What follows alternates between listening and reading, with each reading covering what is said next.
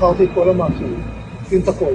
אנחנו לא נדבר לאויב בשפה מערבית מלטפת, אלא בשפה ערבית. אז זה לא תחזור להיות משהו, זה ממש לא יהיה, חסל את הכל.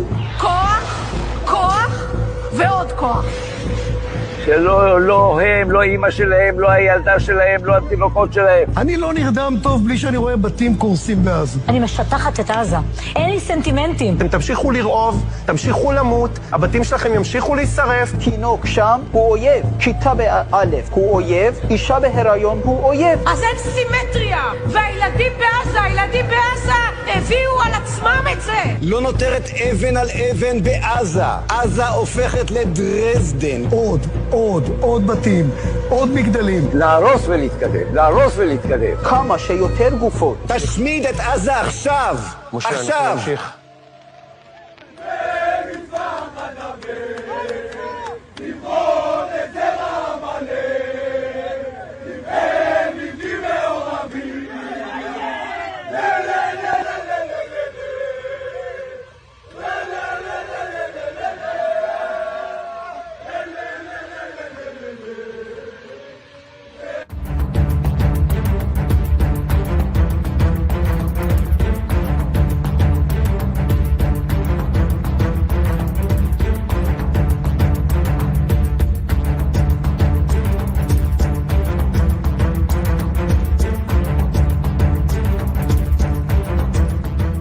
Welcome to the Daily Wrap-Up, a concise show dedicated to bringing you the most relevant independent news as we see it from the last 24 hours. Thursday, September 12th, 2024. Thank you for joining me today. I appreciate those of you that express concern. I know it's been a while since we had that kind of a gap for the Daily Wrap-Up, at least.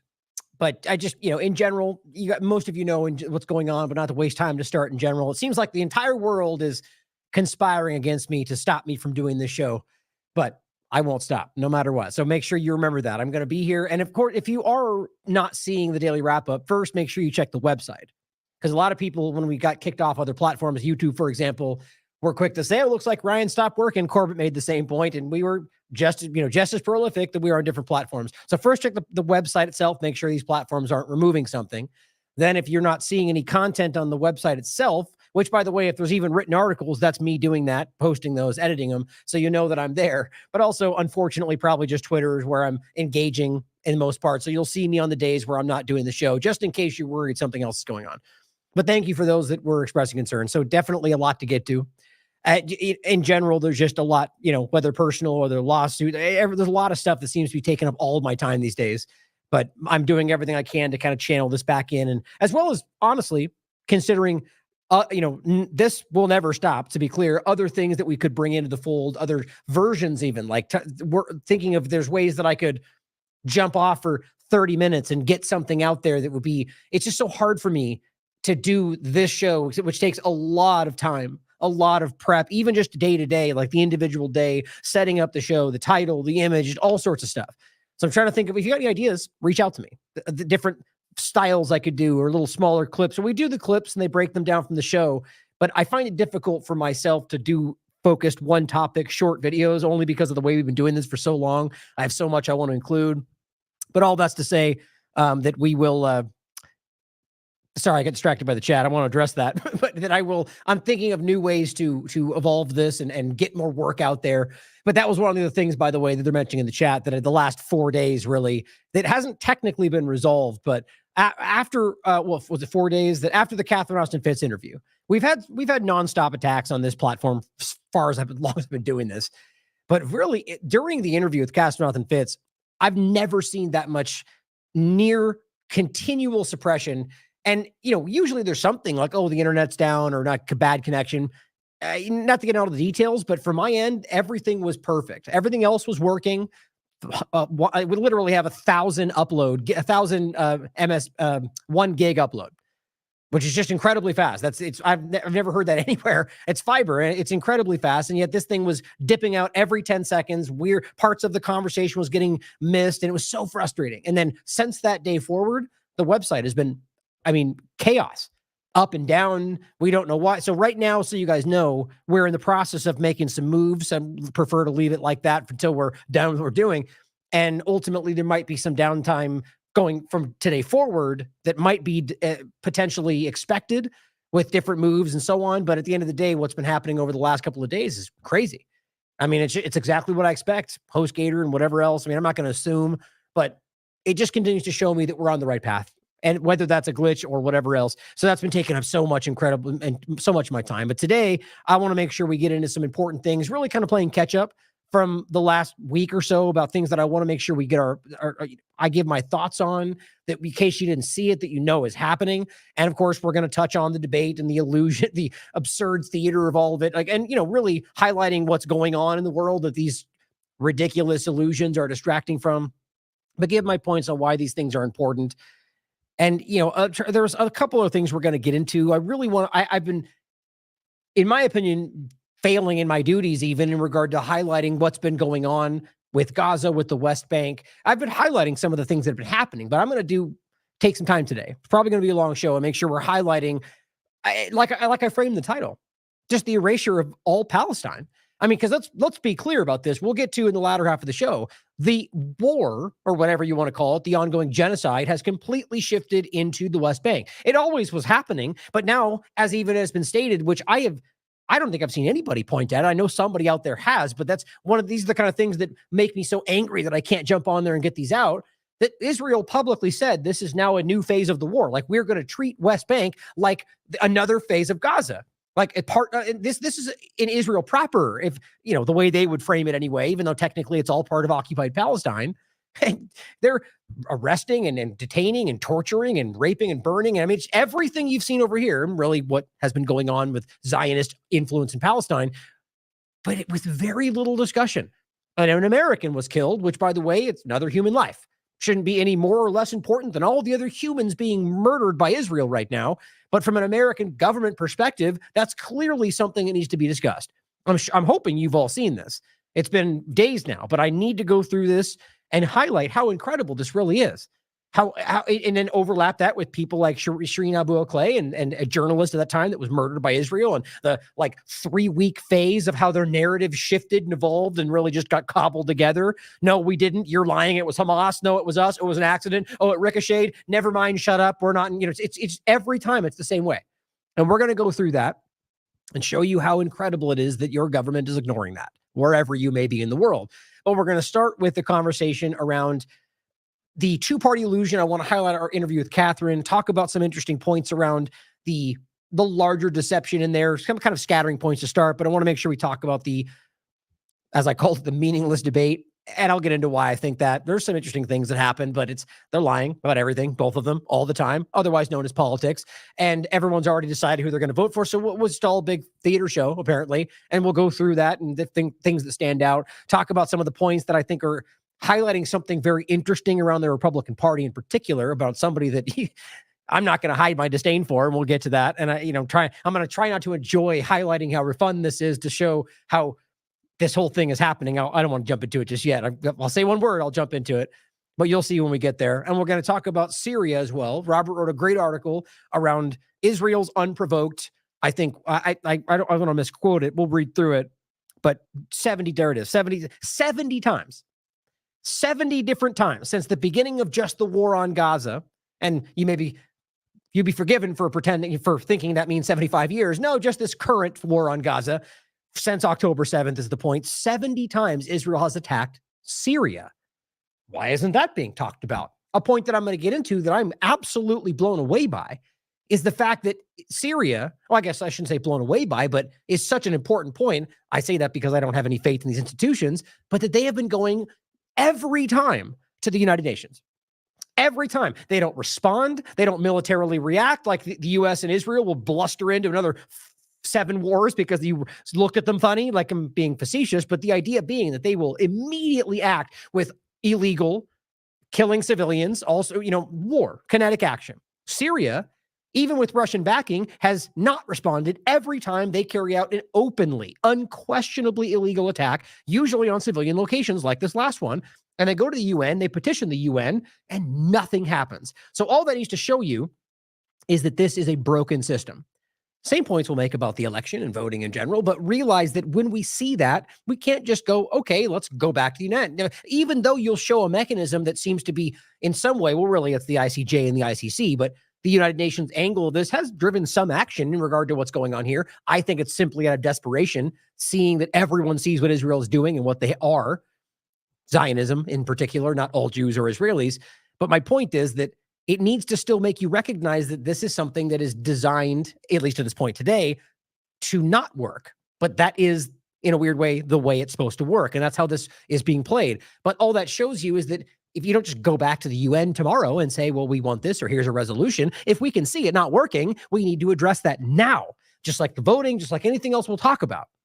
Then you can have change. But to pretend like, well, just go back to, no, that's failure. That is them allowing what's going on, as well as with Gaza, by the way. But yeah, as I said, see, I jump into it and I want to talk about it. We'll get back to that in a second. I want to start today with a couple of quick points, since we're not going to focus on this anywhere else. Just a couple of things that stood out to me that I think are interesting and noteworthy around the medical freedom conversation, specifically COVID-19 shots. Moderna shares plunge, which is, I think, good. And really, I don't know why anybody would be supporting a company like this that invested, its entire success is on the back of something we're all kind of like, yeah, that actually hurt everyone. And we all know that. But it's winning and succeeding because the government's telling you everything's, and they're all buying. The point is, Moderna, I think they all know, or well, Pfizer probably as well, with the countless amount of lawsuits and all the, they know they're inside. They know the government is kind of subsidizing what they're doing, but at the same time, they know we all see them. So it's interesting. But my point is, their shares plunge. Why? Well, on plans to cut $1.1 billion in costs, but launch 10 new products by 2027. That sounds fun. Let's think about this. A company that has rapidly, both Pfizer and Moderna, rushed out something that was done previously in years, but in this time in months, because Trump made it all work for everybody, and he's still owning that, saying it's a success and you don't get hurt by all this, despite us all knowing that's not true.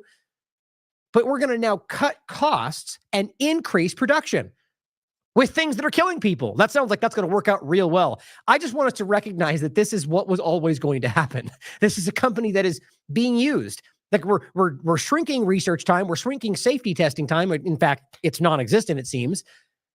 And then you're rapidly producing at a time, with a quarter, if not less of the time it used to take. And now cutting costs and doing 10 times. Because remember, they had one product. That was the shot. And now they're going to do 10 more with $1 billion less cost. You get the point. I think that's sort of funny in a really scary way. But I just think we, as the peoples of the world, need to just go, no, never mind. We're not doing that. You can make whatever you want. We need to just start recognizing these things and standing by our principles and seeing that others will do the same. And then what you'll end up with is this fraction of people acting like they're the whole conversation, screaming that you're all dumb, but then they realize, but nobody's listening to us.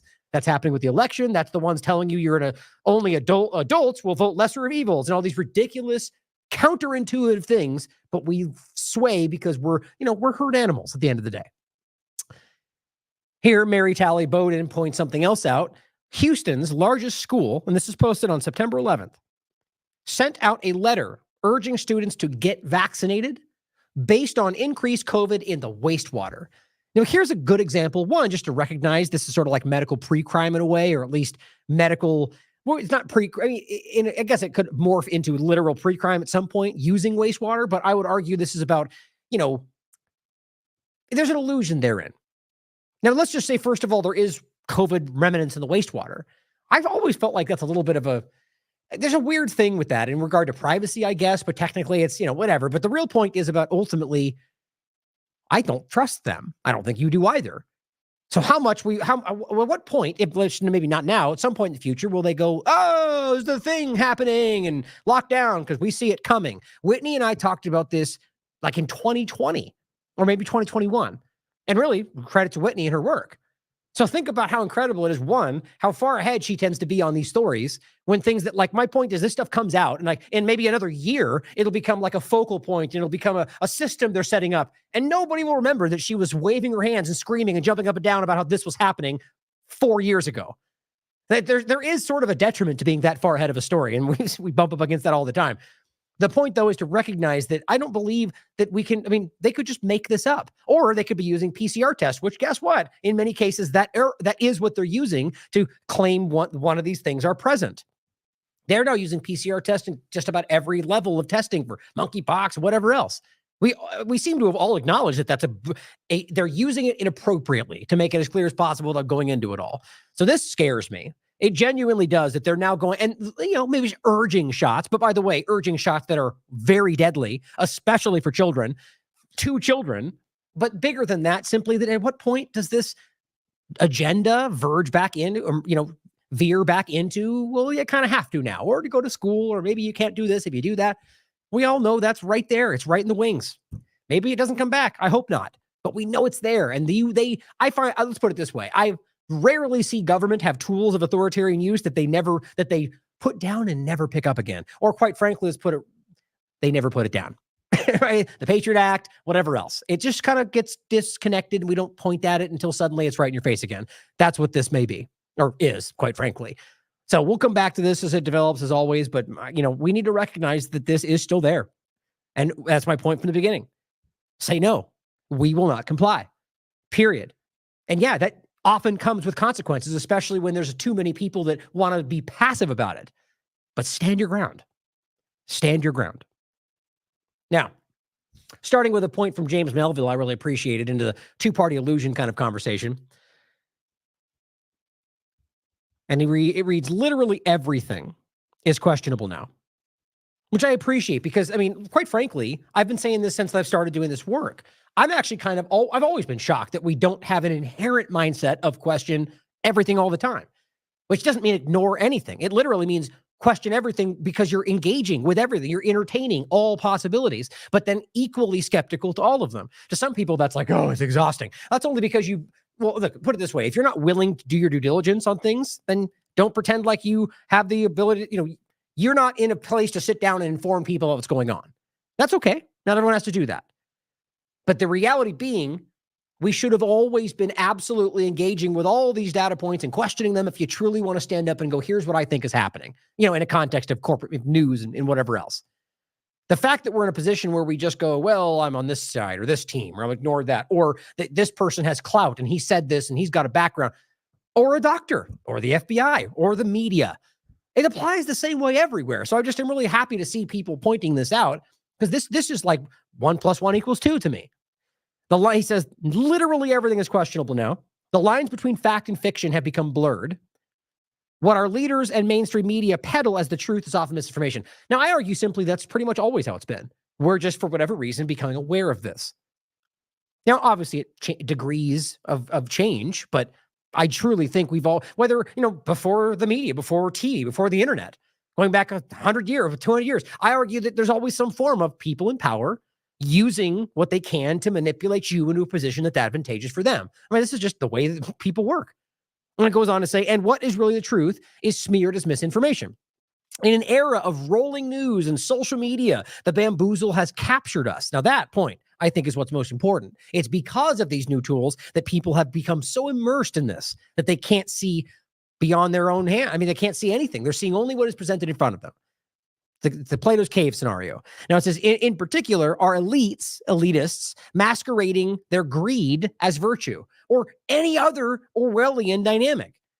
Ignorance as strength. This is exactly what we're living through. They're literally pointing at their greed, at their hatred, at their war, at their belligerence, and going, this is what powerful people do. This is what you should be striving for. And people in the paradigm fall for it. Or they don't care. They're having fun. They don't like the other side. Whatever the narrative is, or their logic.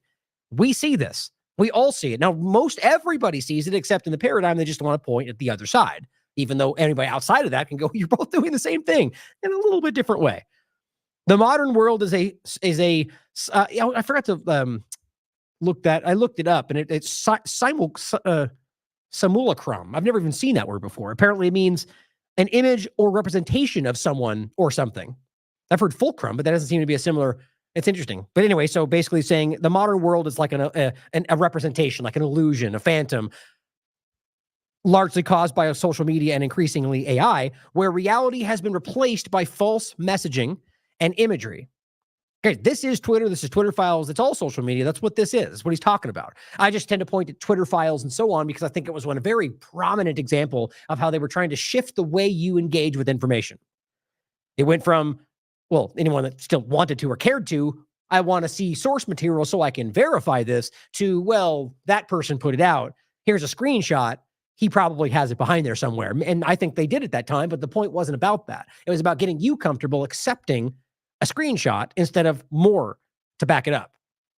Because of the person behind the screen, the information was irrelevant. That is exactly what we're dealing with. Policy's irrelevant. I'm voting for him because she's worse. See how that works? Or vice versa. But it goes on to say, to such an extent that one cannot at times distinguish between the real and the unreal.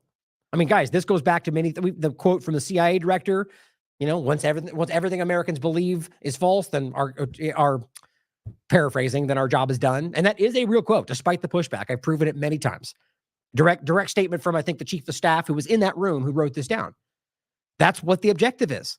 At the very least, it gets you to be unsure enough to where you sit back and go, whatever. I'll let them decide. I can't figure it out. That's by design. Engineered apathy. It says, and as a result of this, we end up with divide and rule caused by manipulated confusion. You know how easy it is to manipulate an entire population who's lost in that feeling, in that moment? Easier than anything else. Because all you do is pit them against each other and you stand back and do what you want. The reality of all of this is that we are sleepwalking towards the biggest asset grab. So Catherine was talking about, the biggest asset grab and wealth transfer in the history of the planet. Now, he's not talking about what happened during COVID-19. That was, at the time, the biggest. Right now, in regard to transfer of wealth, what she's highlighting is that we're a massive run. It's a run for all the actual assets in the world. Land, solid, anything that's a real, solid, tangible asset. And we're talking about the powerful. That's why she pointed out you got China buying land in the United States, buying up, they're sweeping up farmland, Bill Gates. And this is a nonpartisan thing. And the reality being that we are watching this begin to happen as they shift you into a digital world where they can just, not printing anymore. They just they make whatever they want happen. The reality is whatever they input. And that's how that's currency, that's everything. And so then suddenly the only things that are actually real are the actual assets, and then we are engaging with the fantasy. That's what Catherine was talking about. He says they are trying to destroy farms, land, healthcare, businesses, freedoms, housing, individual wealth, and data, and own them or sell them off to the highest bidder. And at the same time, they are trying to ring-fence society into the entrapment of being controlled by data, either through health passports or the slow mission creep towards central banking digital currencies, CBDCs, or the privatized version of it, which is just as, if not worse. And that would be some kind of Jamie Dimon, JP Morgan, Trump aspect, which is seriously in the works. It's a giant asset grab of what we own and control, he says. They frame all of this being in our interests. But it's the biggest corporatist swindle ever. They've done this before in different generations with different things, but it is happening again. This is not new. As George Carlin said, he writes, they don't care about you, but they want to fool you into thinking that they do. And here we are. And that's not one half or part of it or this guy or that. It's all of them. It's Trump, it's Kamala, it's RFK. It's the entire problem. And that's not black-pilled to acknowledge that we're in this, because the reality is, if you actually listen to what we have to say, there is a lot that we are putting forward as potential solutions to that problem. Not what I'm going to get into today. It's not the focus of this point, but we've talked about it. I mean, that's why I respect Derek so much, because his entire platform is about exit and build. That doesn't mean move out in the woods. It means exit from the system, whether that means digitally, voting. It means exit and build something else. I just had a conversation about this in an interview about the idea of building a new machine, right? Whatever that means to you. The idea is we need to start, and I said in the same interview, I said we need to consider the fact, have both conversations, as I keep saying, despite being misrepresented, as always, by the paradigm, both sides, that I am openly, continually, every time I bring it up, saying, look, if you want to vote, I back your choice in doing so. I don't think it translates, but if that's something you believe in, do what you believe in, but follow your heart. To fall into lesser of evils, they're both bad, but she's not as bad, well, that's clearly not what you want. If that's your opinion, don't fall into that trap. Don't listen to their narratives and explanations about how you're taking from this and you're doing that. Except every other moment, your vote matters and you should do what you believe in. They're inherently contradictory. And the bottom line is, whether you're talking about vote pact and Sam Husseini's idea about third party voting with the other side, so you're not taking a vote away, or actually just voting your principles regardless of what everyone else tells you to do, or any number, or abstention. We've gone over this 1,000 times. The idea of falling into that trap is exactly what he's talking about. We are binary. We're falling into exactly the way we're being played. That's my opinion, obviously. But at the end of the day, if we keep seeing the same things over and over in the same policy and the same, and especially since everyone seems to be feeling that this one after this one might make it, we won't be able to come back or this will change everything. Well, yeah, what if you're right? In both cases, right? What if you stand back? Like if the idea is we can't take a chance, we have to over Trump because she'll be that much worse. Well, what if you're wrong about Trump? So now you're this, by that same logic, you're taking the chance on the other side. My opinion is they're both the same thing. Both Coke or Pepsi will lead you into the digital prison. Now, there's a lot of things to discuss around what actions can be taken to stop that. And I think what we're doing day by day, anybody in this field that's actually calling this out is putting a stick in the spokes. That's why we've seen so much aggressive pushback against this. But we'll talk. I'll briefly say more about that, I think, when we get to other points. But I just think it's so important that we continue to think about, at least consider the idea about whether or not we've been put into a place where we no longer actually have, we're the child steering wheel in the car. And that's possible. Anybody logical can go, yeah, it's certainly possible. And if you know it's possible, then you have to engage with the facts. And what the facts show us is that both sides constantly make this point, but when it comes to the time when they both want you to engage, suddenly we don't talk about it. Isn't that funny? It's obvious is what it is. Now, we had a great conversation with Catherine Austin Fitts. See beyond the duopoly and take responsibility for your future. It really is a power. It's crazy. It's crazy stuff we get into. She talks about neuro weapons and the idea of how she's a very intelligent person and she has worked in these fields. And the idea being that this is something that's being used. And I've had whole shows about this. And we've seen World Economic Forum discussions about using this and that to influence the way you feel, the way you think, and literally talking about using these things to make you act against your own interests. Seems to be happening in many ways. She thinks that. Overall, the point was simply about the illusion and us taking responsibility for what we want. Like, let's just say even you think that Trump's going to change everything. I hope you're right. I don't know why anybody would hope otherwise. The point is that even if that's true, if they get put into place, the point is that everything that you may want, the changes you may want, are only possible if he keeps the machine going. If he keeps the broken, corrupted machine that involves all the same people you think you're fighting against in play. She made an excellent point in this. And so the point comes down to, yet again, it's not about whether you vote. It's about you and your actions and your responsibility for your life.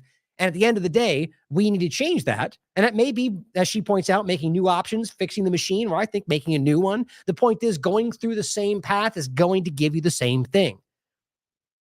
We need to take responsibility and really take it away from them.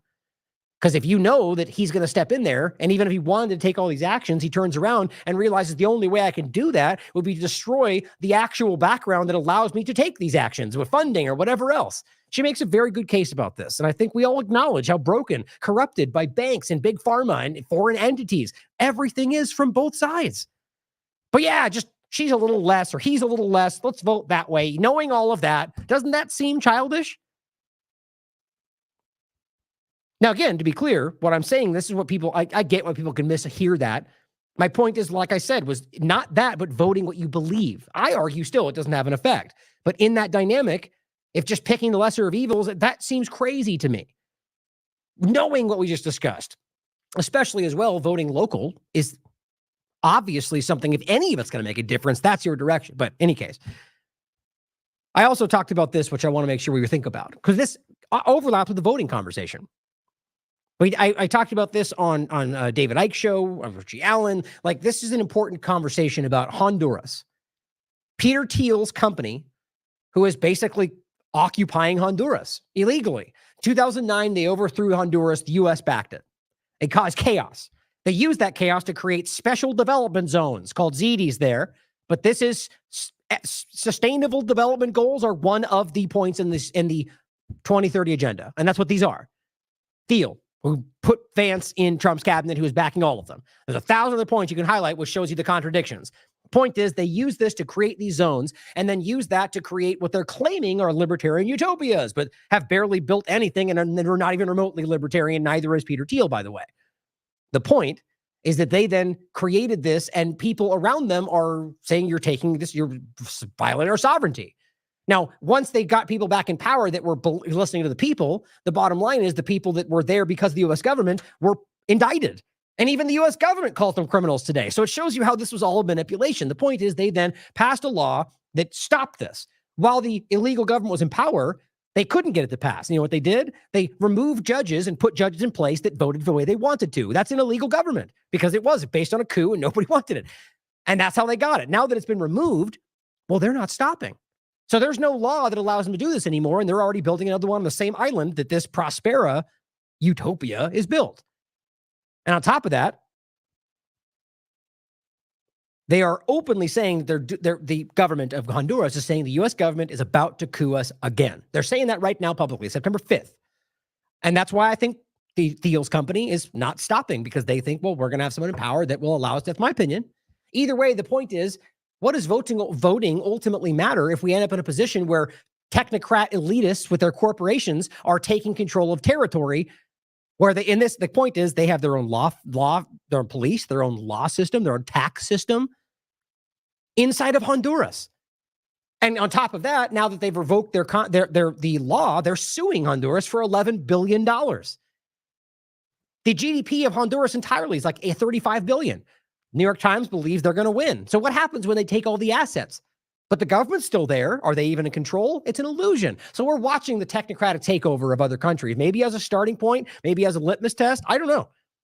End of the day, this is terrifying to me because we're watching technocracy literally show its face and start taking over different territories. There's multiple things like this in just Honduras. And guess what? It's not just about Honduras. Israel is a huge part of it as well. Big surprise. That's a huge part. But let's talk about that because this story is important to me. So we did a little breakdown on this. Make sure you check this out. A little clip that Jason Bassler did for us, who's, if you don't know, he's part of TLAV now, and he's doing, I got to add him to the website. He's doing the clips for us like Brock does, but sort of on Twitter and smaller like MeWe and different platforms. But Mark also adds a good point. Says, isn't this the same as the special economic zones that Matt Kennard talks about in his book, Silent Coup, How Corporations Overthrew Democracy? 100%. I actually reached out to Matt. If you know him, let him know I'd like to interview him because this is exactly what we're talking about. And this is not new by any means. These have been going on for a while. And Matt was covering this in his book, Silent Coup. That's exactly what we're talking about. But this technocratic overlap is what I think is the newer angle to it. But here's what's important. We talked about this as well. Right at the time when this all was kicking off, guess what Honduras had done? Well, they removed their ambassadors from Israel. Or not right when it kicked off, but post-October 7th. And this is a lawsuit that's happening, and they call it out. They remove their ambassadors from Israel because they're committing genocide. And then what do you know? All of it starts getting more intense. I find that interesting. And on top of that, Israel is absolutely overlapped with a lot of the different dynamics we're discussing, whether U.S. foreign policy or their entire... I think the overlapping of the globalist idea is very clearly tied. But on top of that, armed by Israel, Honduras' illegal regime returns the favor at the UN. This is 2017. So big surprise, not only did the U.S. government back the regime change, but the illegal entity they put in place was being armed and backed by Israel. So maybe they didn't like that entity being removed. Here's another example. Honduras recalls ambassador to Israel condemning the humanitarian situation. That's the point I was making, 2023. Here is a point from March 8th, 2024. Israeli official faces corruption allegations in Honduras president's trial. You know what it's for? A witness in the trial accused an unnamed member of the Israeli embassy in Colombia of participating in a cocaine ring. You know, often I mention Colombia and the idea that they export more cocaine than anybody, but they never bring it up, but they'll love to throw narco trafficking at Venezuela that produces a fraction of that. It's so dishonest. Everything they are is dishonest. They don't believe in anything. And Israel plays a central role in what's going on there. Now, Whitney also points this out about Peter Thiel. People who keep claiming Peter Thiel is a libertarian need to qualify that he is not a free market libertarian. I argue not at all, but a cartel market libertarian. He openly hates free market competition and favors monopolies. I would argue that right there alone makes him not a libertarian. But she says even worse, his monopolies, PayPal, Palantir, he built with 3-letter agencies. You know, the worst embodiment of what government is, the opposite of what libertarians want. He says the worst part of the state, or she goes on to say, Thiel is about building monopolies controlled by a cartel. He is more of a Mussolini corporatist than a libertarian or the fascist. This is also, she says, the guy who made Trump's VP, who he is. And he openly doesn't like a free market. Yet somehow the free market conservatives don't care and call her a communist and or Iranian agent for pointing it out. Lazy allegations that have no basis in reality, because you must be that if you're saying this. Binary thinkers. That's how it works. Now, like I said before, don't forget, Trump says he's mulling Jamie Dimon for U.S. Treasury because there's the JP Morgan overlap. There's your private coin. Now, that's a prediction, but it seems to be developing as we talk. That's Whitney's the one that pointed that out. So no CBDCs, but here's your privatized version of it that's way worse. Sort of like Palantir was the privatized version of what they tried to do with LifeLog and was it MainCore? These are things that specifically LifeLog was a public thing that everybody pushed back on, privacy, and they said, okay, we hear you, and then privatized it. That's Peter Thiel, Palantir, working with Israel to commit the genocide right now. Now, let's not forget, Donald Trump openly is discussing the idea of the biometric tracking system. And other videos on here is him saying that the injection is good and no one died from it and helps everybody. Lies, all lies, and he knows that, as well as the one that literally says Israel had control over Congress before, and rightly so, and I'll make sure that happens again. 3 videos he says that in. And then down here is a video of him saying we should shut down, close up the internet, saying we should work with Bill Gates to close up the internet because people are working with ISIS. That's what he said. It's a while ago. This one's him saying, take the guns, due process later. You know, all these very inconsequential stances, right? It's incredible people will ignore. And sure, maybe he's changed his opinion, but almost all of them he still says today. So, craziness. And then the ones that are the additional ones. These other clips where he's also saying that Israel should control Congress. Blows me away. Now, Whitney also points out some people who claim to care about Epstein's crimes, and which predominantly Republicans, it would seem, but we all should care. And basically some of the people who claim to care about Epstein's crimes and abuse of minors will also tell you that we should keep giving Epstein's state sponsor billions of dollars and lots of weapons so they can continue murdering minors. Can you guess what she means? Yeah, the genocide, Israel. That's what she's talking about, because it's the truth. She says those people suck. The reality is, Acosta and plenty of others have already let the cat out of the bag. He was an asset of Mossad and the CIA, sort of like the people that jointly killed JFK. That's the reality. The point is that there are people that are pretending we don't see that. We're going to keep funding this, even though we pretend we care about this. You can't. These are the same conversation. There's too many of these people today that are grifting out there. Now, in another note around Twitter, I just want to include, there's a lot of this going on. I mean, I overlap the Brazil conversation with the Honduras Prospera point, at least for us just to consider that there is another angle to that story, while also acknowledging Brazil is clearly censoring its own people in order to stop whatever they think they're stopping. Maybe it's illegitimate. The point is, you can't stop people from using VPNs. You can't kick them off a platform because you don't like what Elon may actually be doing, or people that he's working with, whatever. My point was simply at least consider the fact that maybe they were actually doing something. Like my point I said is, imagine Elon Musk came up today and said, I've identified 10 different Chinese nationals working for the government that are pretending to be other accounts on Twitter. Do you think anybody would cry for censorship if he deleted them?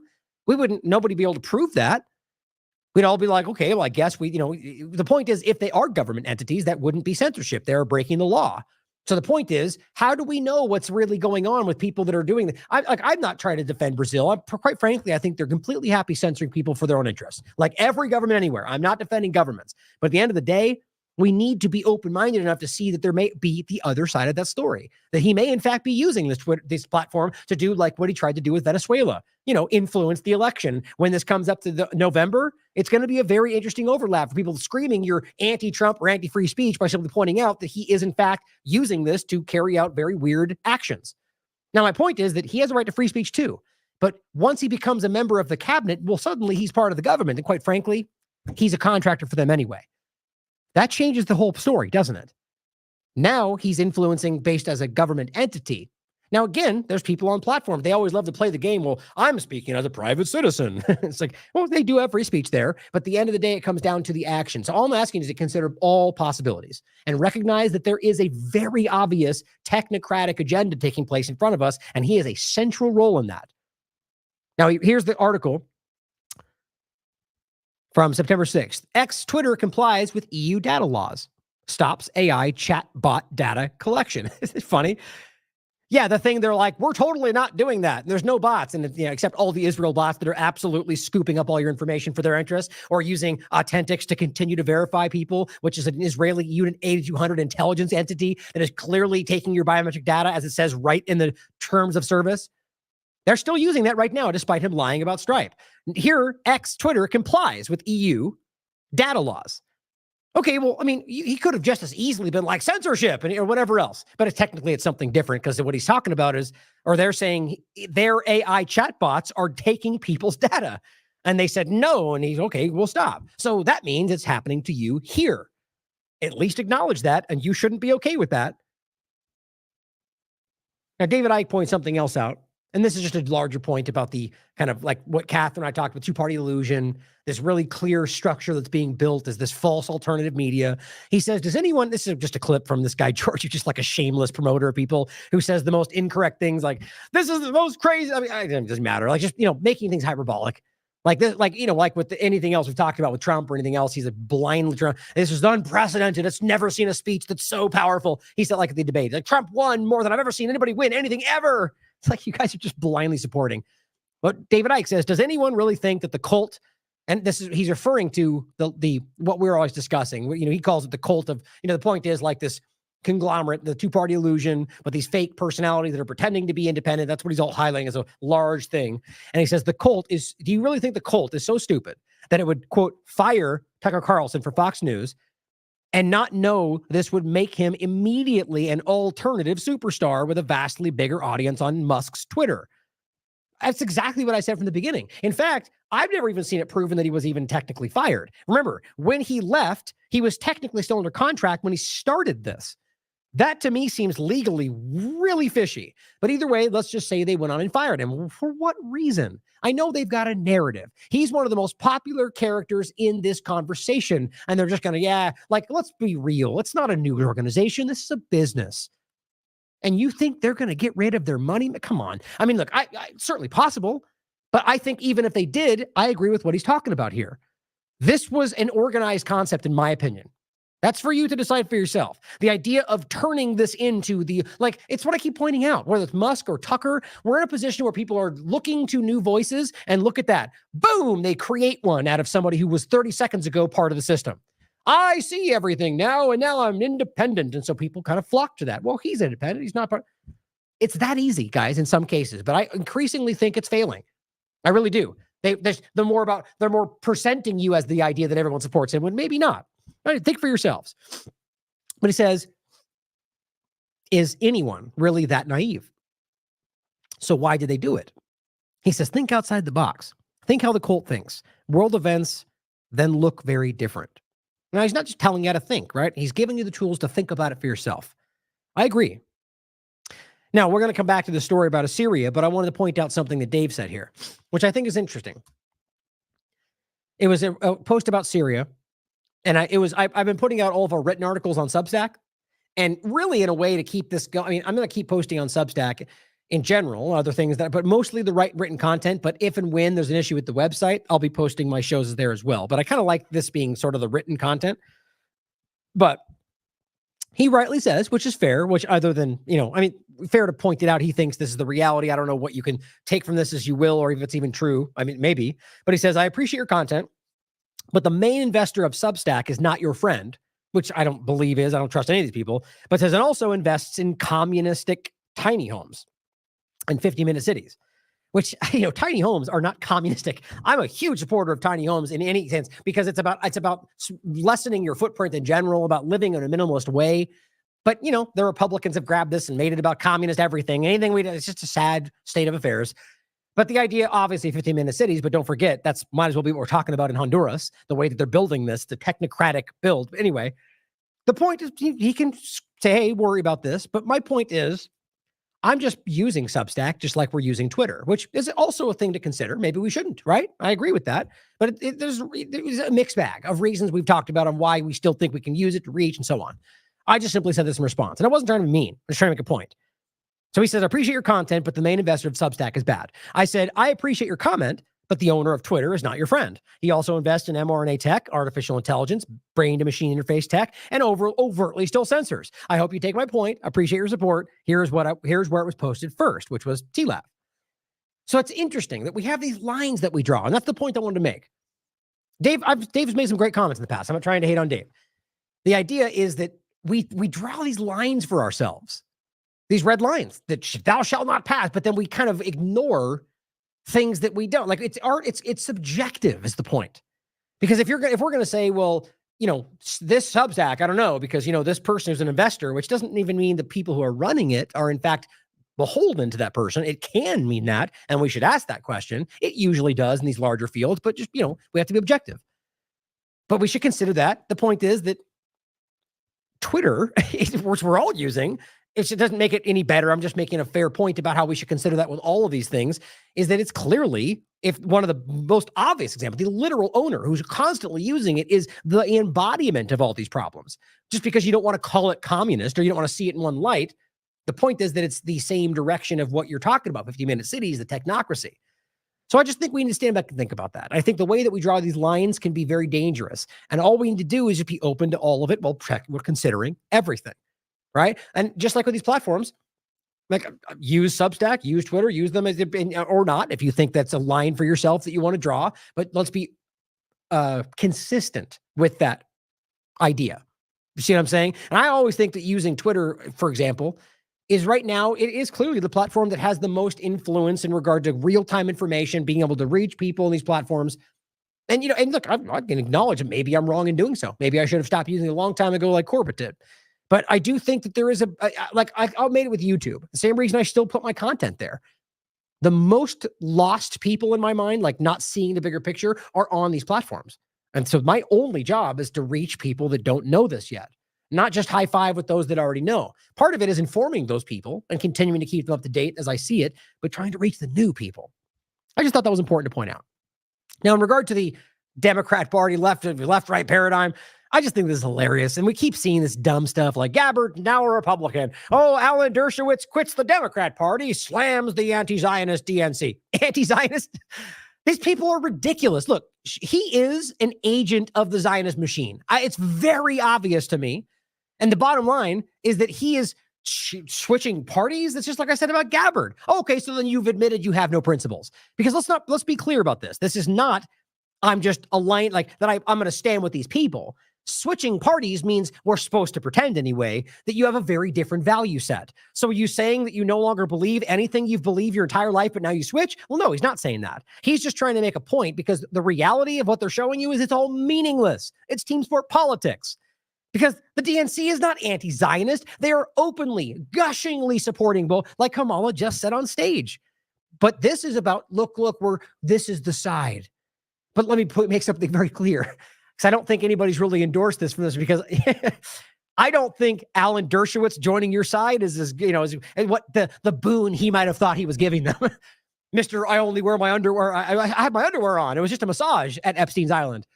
This guy is a creep. He is a disgusting human being that has been openly supporting the worst things I've seen for a long time. Bottom line is that he is now switching over to the other side, which is just, it's not one or the other. Again, it's all one thing, guys, in my opinion. So don't ever take my points as that makes one side worse than the other. I think they're equally ridiculous. This, to me, just simply exemplifies that point.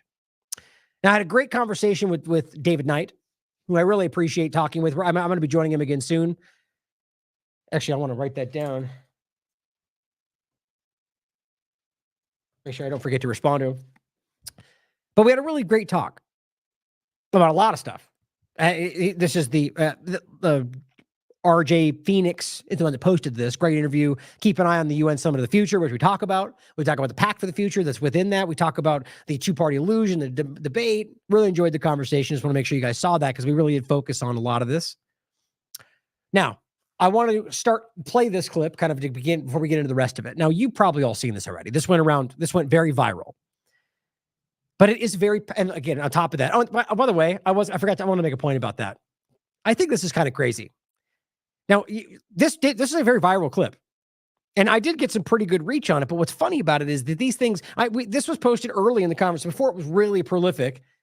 Same point about David Knight. David Knight has 137,000 followers, which you've seen the equivalents of people out there, even remote, even close to 100,000. They get, a lot of engagement if they're engaging with the right algorithmic conversations or in the right way. Now, I say that for a reason, because there are people that are on the same conversations, even making the same points, that don't get the reach because they're not, and they have the following. It's very manipulated. Like, there's something, that's what I've been saying from the very beginning, and I know you're all starting to see it, if not already from the beginning. Just because there's not as much blunt and constant censorship, it is still there, by the way, so it's not free speech. There is a much more dark, surreptitious social engineering dynamic going on right now. And the point about that is trying to funnel, whether it's about setting people up to be what they claim they would turn them into on Twitter, or just about raising up the voices that are subjective and deceiving and, whatever. Never the objective, nonpartisan voices. Look at his content. 137,000 followers. He's got 11 likes on this post. 5 likes. Now, you may say, oh, they don't like his content. Well, these are people that are subscribed. And even then, you don't get all of them. The point is, if it works a real way, it's a pretty much a mathematical thing. If you got this much, you should get this percentage that kind of engages with it. It's a usual metric. He's being throttled. Look at this. Look at the engagement on his posts. I mean, I'm actually it's less than I get. I find that wild. And I think it's because he is very clearly very critical of Musk, of Alex Jones, of Tucker, of the two-party illusion, of all of it. And he's got very balanced, listen to him. He's an intelligent guy. I don't agree on everything he says, but he clearly has a lot of important things to say. And I wonder why this platform is suppressing his content. Same point for us. But let's get into this, because this conversation from Massey, by the way, is exactly what I think one of the many points this platform and this agenda is trying to keep buried. Now, before I even play this, one of the things people brought up, which I do agree with, we should consider at the very least that this is, and this is just being like, I'm jaded about politics and all politicians. Of all the people in this conversation, Massey, who, current political figures in the system, he says, I damn near agree with everything he says lately. But just because of how jaded I am and how clearly I am, we've been through this. I've seen it. I've gotten hope for people and then had it dashed to me over and over and over and over, like anybody else in this process. My point in saying all of that is that we should then still, regardless of how right he's been, consider that this is another kind of revelation of the method kind of move, where he comes out and just highlights the thing that we're all already seeing, but in a public way from the government. So that starts a conversation, but it's in a controlled way. Now, I don't know if I believe that, but I think it's worth considering that, he may be the next one to run and end up continuing the system. I hope I'm wrong, because I really like this guy from Kentucky that has a lot of good things to say about a lot of the different things, and, runs his own farm, homestead and farm. These are good things. So what he's highlighting here is the idea of the two-party illusion in one way, but also the SAVE Act in particular and how they play these games. Now, you don't have to take this as the entire thing is false. I believe that's the reality. At the very least, recognize what he's saying is they'll use what you care about, as always, for momentum, even though they know it's not going to happen. In this case, the SAVE Act before the election, which was the whole point about having this in place so immigrants couldn't vote if they're illegal, even though it's completely a Trojan horse for digital ID. I'm convinced. But they know it won't be there. So why do they push it around the election? Because they're trying to jam it down, get at a point when you're distracted with your emotional ideas about the election, so you won't really think about the digital ID overlap. That's what I think. Here's what Thomas Massey had to say. I think this is very powerful. Be honest with the American people about what's going on here. This is political theater. I'm going to call out both sides right here. It's all posturing. It's fake fighting. We all know where it ends up. This is Groundhog Day. I don't care if the Democrat is the speaker or Republican is the speaker. We always get a CR in September, and then we get an omnibus. Sometimes there's a twist on that. We might get the omnibus before Christmas, but if we're not good, it comes after Christmas. But that's what's going to happen. And in the meantime, it's political theater. We've got it's good theater. We've got great writers. I wish they'd just come up with a new plot. It's the same plot every fiscal year. So what do you think he meant by that point by itself?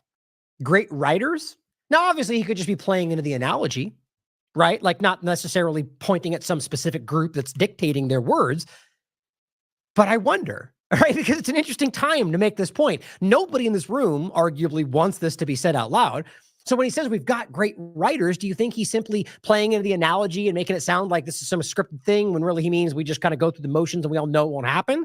Or does he literally mean that somebody is, maybe not writing every word out, but kind of going, this is what we're going to do today? It's a very interesting thing to think about. Israel is an obvious point to make, or lobbying in general, or I don't know, some kind of other structure that we're not talking about. I don't know. It's interesting as hell. I mean, it brings to mind an interesting thing that, by the way, I still have never even looked into after this is brought up. Blows my mind, by the way. I mean, this whole conversation about like the NFL and whether it's fake, it's crazy. This Slow News Day brought this up like a few shows ago. I'm like, what? I mean, I've always known that like the refs cheat and whatever else. This is a classic reality, but to the point to where people argue that it's like literally scripted. There's videos where they're reading the scripts and making points. I just can't. I haven't got enough time to dive through it. It could be some kind of a big play, a joke. I don't know. It's like we need to ask whether or not there's a lot more than we realize that is literally being scripted. I just thought that was a fun point to engage with. The point is obvious either way. What should we be doing? It's already been discussed. We should have done 12 separate bills. We should have done 12 separate bills. But again, whether Democrats are in control or Republicans are in control, we never do the 12 separate bills. And my point on why that's always the case is because with 12 separate bills, it's much easier to fine tune to see all of what's going on, and the writers are much easier to see, which is always what this is about, in my opinion. There's this is happening, and then there's a point they disagree on, and they go, okay, well, let's slip this bill in here at the end where nobody's looking, and then we'll overlook that. And we've talked about this over the years. Usually 50% of the time, and I'm literally not, I'm not going to say today, but when I was looking back in the day when I made a point about this, you look through the current legislation, any given moment at that time, like 50% of what was being proposed in some way had Israel's name in it. Things that had nothing to do with it. And they just would insert something about Israel and West Bank. Crazy stuff. And that's always what happens is they're using this as a way to sneak by things that you're not paying attention to, or just playing, but here, I'll give you this, you give me that. So if they had 12 separate bills, well, yeah, maybe it wouldn't be 5,000 page bills that nobody reads. That's by design. Why do we always spend at least as much as we did last year, and why do we never cut spending? It's because Democrats want to grow the welfare state and Republicans want to grow the military-industrial complex. It's also because, like any other business, if you demonstrate that you don't need it, well, we're not going to get as much, which is not really what will happen, but the American people may notice that. Well, every year you're asking for more money, but you don't even spend. You don't need as much. Why can't we get some of that back? So if they actually spend or really stress the idea that we just don't have enough every year, well, every year you'll be able to increase that, which means stealing more money from the American people. And we're eventually going to get together, and they're both going to go up. I guarantee it. And both parties are just fine letting the bureaucrats do their thing, which should be our thing, according to Article 1, Section 8 in the Constitution. We are empowered with these things. Most important of the things we do is the funding, and that's the big lever we have. I've sat through now almost 2 years of hearings in this Congress where we've exposed lies at the CDC, shortcuts at the FDA, unconstitutional gun bans at the ATF, over prosecution of January 6ers at the DOJ, targeting common citizens at the FBI, spying by the NSA, illegal mandates for livestock by the USDA, targeting plant vaccine or transgenic plant vaccine at the NSF, and censorship, the censorship industrial complex of which the NSF is part of, automobile kill switch at the DOT. Now, these are all things I think most Democrats are just fine with, this kind of totalitarian state that the bureaucrats are pushing on us. But Republicans at least pretend to be against these things. But what are we going to do this September? We're going to fund every freaking one of those things that we have exposed. That is the tool that we have, is the funding. Why are we funding things we don't like? We don't have to. Well, it's because we're addicted to spending. And this... Well, to be more specific about it, it's because you're being driven to. There's not, just addicted. This isn't a shopaholics. Maybe there's some level of that, but at the end of the day, it's because there are lobbyists driving action. There are lobbyists who are paying, literally bribing, that's what this is, individuals, and Israel and AIPAC is the largest entity within this, to take action for no other reason that they're getting paid to do so. I mean, for maybe a minor addition, that is what lobbying is. They love to pretend it's about long-term, lofty, like we won't fund them next year. We've seen from AIPAC where they're literally in real time dictating funding based on choices made in policy. That's why the FAR Act exists, and nobody cares about that. The bottom line, in my opinion, is that these people are being driven to do so by outside interests that are countering American interests. I mean, what else do you call that? I mean, these people are not acting in your interests. Doesn't do anything about the addiction at all. So let me touch on one point too here that I think is important. Is, a couple years ago, or a summer and a half ago, I suppose now, we did something where we allowed the debt limit to be increased. But as a condition of that, we said if you do a CR that lasts past April 30th, everything's going to get cut 1%. And that, to me, seemed like at least a little tinge of fiscal responsibility was creeping in. But now I notice that this CR, instead of going 1 year and giving us time to do the 12 appropriations bills, is going to go 6 months. Now, let me tell you what's going to happen because this goes 6 months. Number one, it ends in March 28th, on March 28th. Well, the automatic cuts happen on April 30th if the CR went past that. So that is exactly why the Speaker chose a 6-month CR, is so we don't have even the chance, a threat to this town, it's a threat of a 1% cut. We don't want to even, this is like T-ball. The 1% cut is on. Which is what every American wants. They know that. That's why they give you a flimsy, half-thought-through illusion. What he's saying is they made sure that it was 6 instead of the usual because it allowed them to make sure they would have to they're manufacturing the thing that they want under the guise that they're doing what you want. These people literally don't care about you. George Carlin nailed it. The T, and Republicans won't even swing at it. So instead, we're going to do a 6-month CR instead of a 1-year CR. That sets up another crisis next spring where we can do another pretend fight. More riders, more other legislation based on that idea happening. The same thing, by the way. So they get to use it twice to insert new things, right? This is how this always works. All these things are usually, typically against your interests because that's why these things are done quietly and around the side. Sometime around March. And that fight it'll be the same fight regardless of who wins the presidency and who's in charge of the Senate and the House. And we're basically going to get pretty much the same result. Two-party illusion. But that's 6 months from now. In the meantime, we can kick the can down the road. All of these things that we've exposed and all of these hearings are going to continue to get funded. So make sure you don't miss that part. He's talking about all the things during the COVID-19 illusion, the FDA, criminality, the CDC. Yeah, but we'll just kick it. We'll have another 6 months of funding for these things hurting people because you want to be able to increase funding, even though it's been exposed. This is my point about all the things I've said over the past about the Clinton pay-to-play stuff. You know how many times we've had evidence nailed to the wall proving criminality where literally nothing happens because of some bureaucratic nonsense like this? They're always lying to you. Lock her up. Come on. The idea is clear that there were so many opportunities, so much evidence. It's not going to happen this time either. Wait, there's a bright, shiny object on this CR. I've never seen one of these. I have never seen a bright, shiny object attached to one of these must-pass bills. Oh, wait, no. It actually happens. There always is. A bright, shiny object. A bauble, if you will. A little something to get excited about. This SAVE Act. It's going to save us all.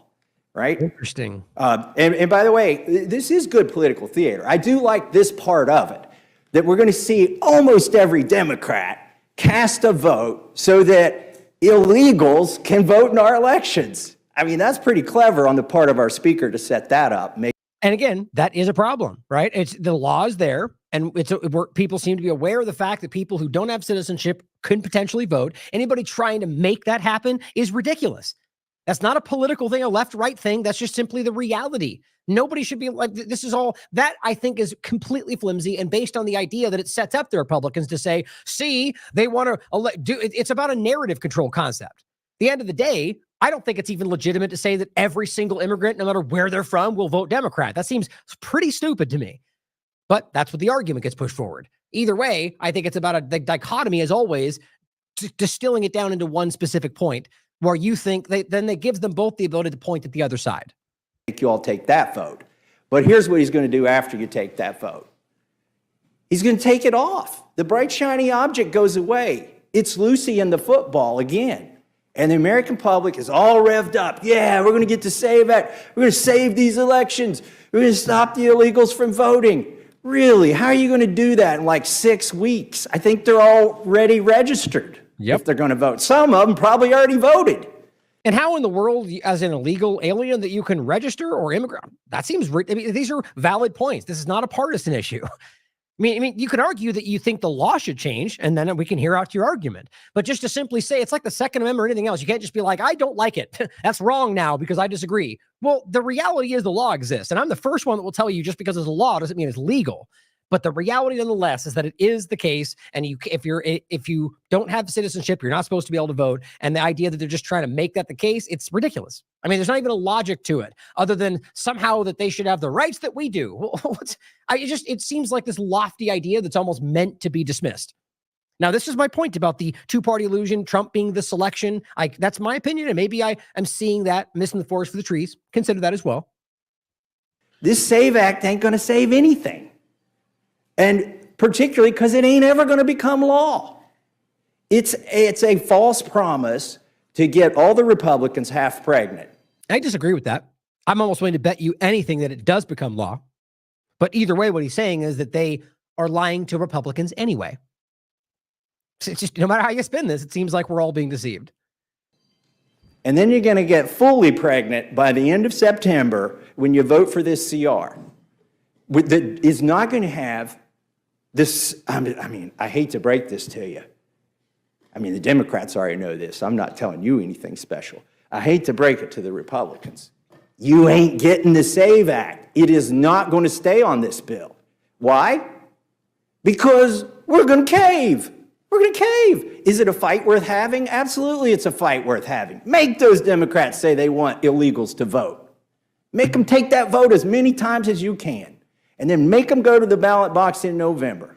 But that's what it is. It's political theater, folks. We all know where it ends up. We've seen it. I've been here 12 years. I've seen it 12 times. I refuse to be a thespian in this failure theater. Now, and with that, I yield back. In case you missed the point at the end, what he was kind of the conclusion is that what he's saying is that ultimately, even though they get them to say that, the Republicans will end up caving for whatever the reason becomes about the necessity for this to pass by a certain deadline, and then that will no longer be there. Even if it was, though, it still wouldn't happen by the end of this election time. So the bottom line is it seems pretty clear, whatever angle you spin this as, you're being played. And that's my point about all of these people, left and right, all of them. You know, so but the main point that I'm making is that this is a digital ID Trojan horse. And we covered this in July, the SAVE Act, Real ID, and ID 2020, using the two-party illusion in the election to usher in digital IDs, which I've said before overlaps with the mobile driver's license point from Biden, which is how it usually works. It's just your government taking action from both sides, which end up giving you one thing, and they all get to point at each other. Because on that point, it says in there that these new mobile driver's license discussion will be your one-stop shop for your identifications. Not just driver's license. So once that happens and they force that in, you'll no longer be able to have a valid use of these paper versions. Because that's what's, if you read it, the point is this will take place of those. That's what you use. It'll be the official version that will no longer accept the paper. So once that happens, then that invalidates those anywhere they might be used. And that takes those options away from the SAVE Act. What does that leave? Real ID compliant identification, otherwise known as digital identification. It's very simple. It's happening right in front of you. That's why I'm convinced this will pass. I hope I'm wrong. Not in the case of what he's saying. He's saying, you know, it'll eventually pass is my point. Now, going into the debate, more on the two-party illusion. As I said, and I very much mean this, it was meaningless. Now, obviously, there was a lot of entertaining ridiculousness to point out. Both of them were lying. Both of them were, you know, like, to be clear, it seems quite obvious that Trump got manipulated in a way based on the way she really did seem to, I'm always of the mind that one of the main possibilities is that it was all literally theater. So think about that. But let's just, for sake of conversation, pretend that, no, they weren't in the mind that we're all acting. This was something they were doing, even if they both recognize they both support Israel and they'll do the same things, but they wanted, like Clinton and Trump, whatever, despite having their dinners and having friendship and saying they're good people, when they're debating, they hate each other, right? So ultimately, Kamala very clearly did get him to kind of react, which is what they seemed to say beforehand, being like, well, they're going to try to rattle him to get him to react this way. It was like a public conversation. And yet here we are. And she said that you were an embarrassment and the world leaders think you're a joke. And you could see it on his face.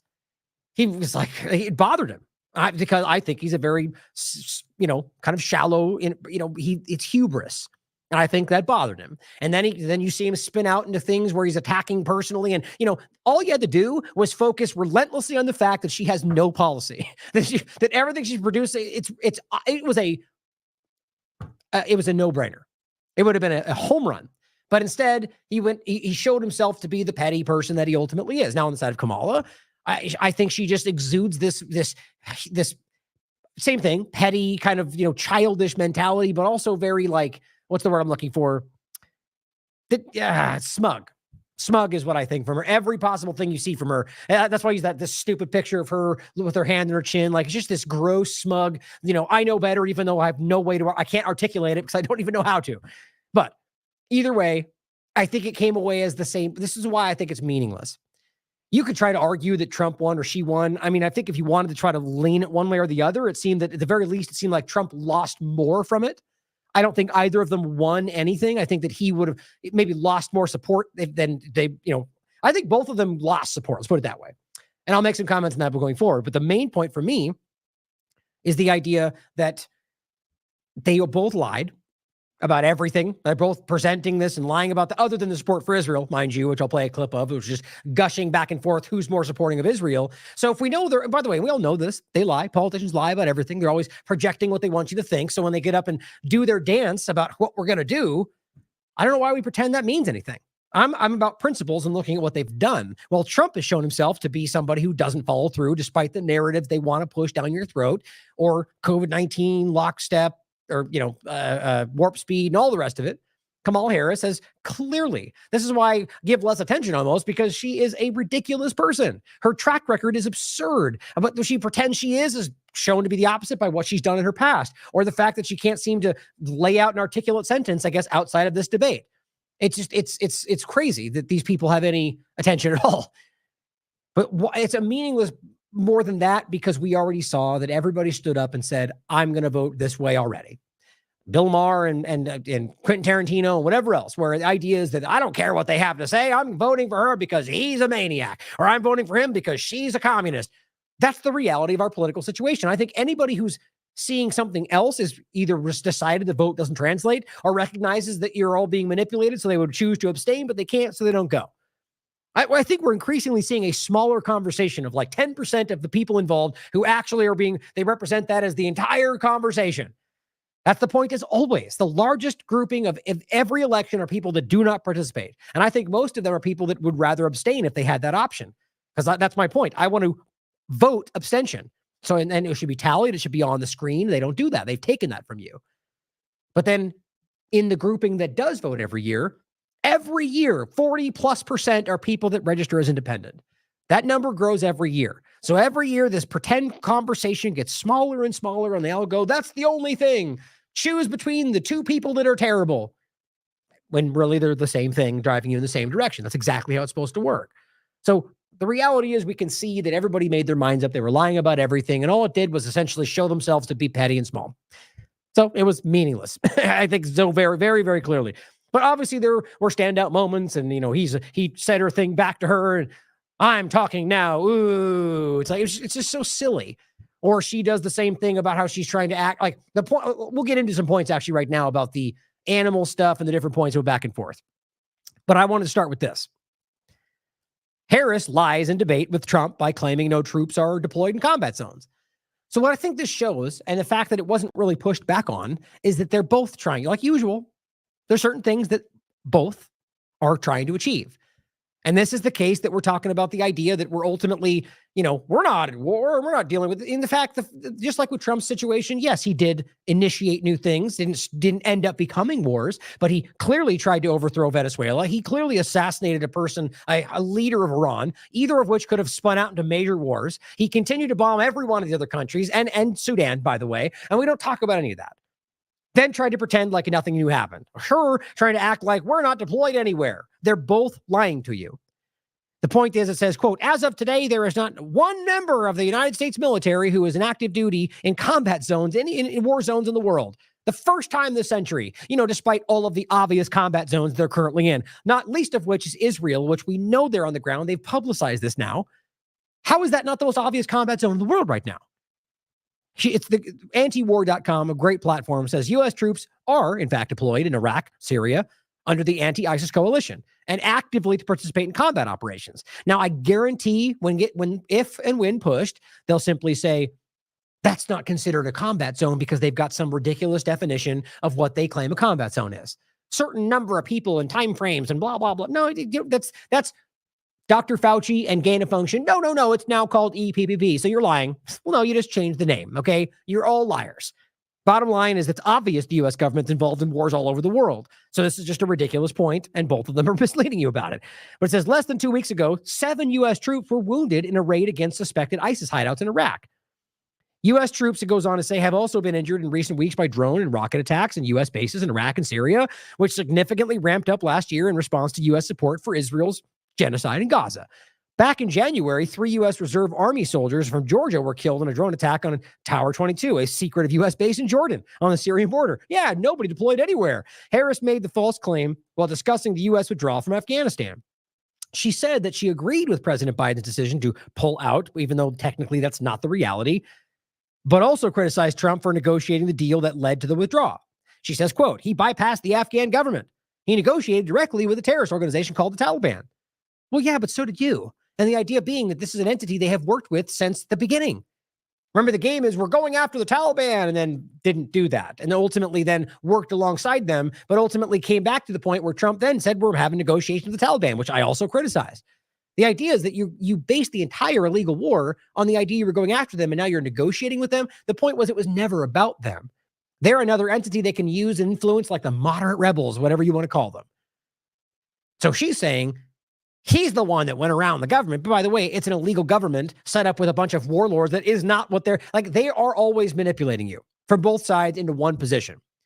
We're supposed to pretend like we got out of Afghanistan. No, we didn't. There's clear presence there, whether they are militia, whether they are, I want to say mercenaries is the point in my mind, but it's contractors. That's how we pretend they're called when it's U.S. government people, right? Otherwise known as terrorists anywhere else. But the point is that clearly the U.S. government has presence, and just like anywhere else. And the bottom line is they did leave all that stuff. But I guarantee you the same thing would happen with Trump, because the point was allowing them to pick this up to continue the operation in Afghanistan. But it says Trump defended the deal, calling it a very good agreement, of course, because he was involved, and criticized the way Biden carried out the withdrawal. It's just so funny. It says these people did the worst withdrawal, and in my opinion, this is what he said, the most embarrassing moment in the history of our country. Oh, really?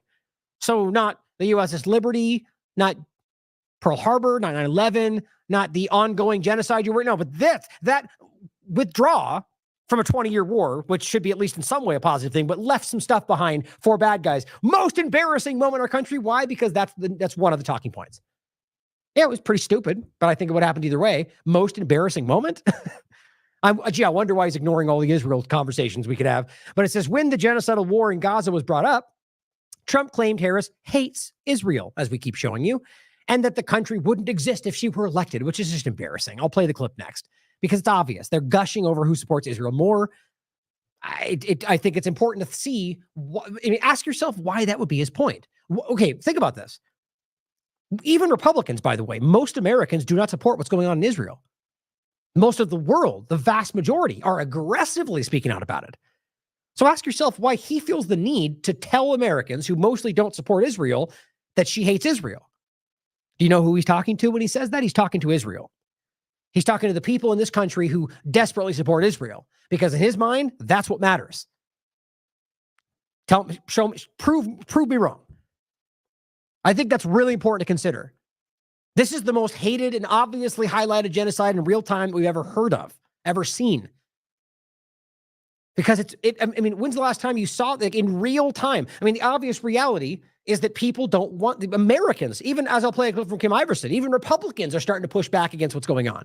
And yet he still stands up and goes, you're worse. You hate Israel. He goes, no, I like Israel more.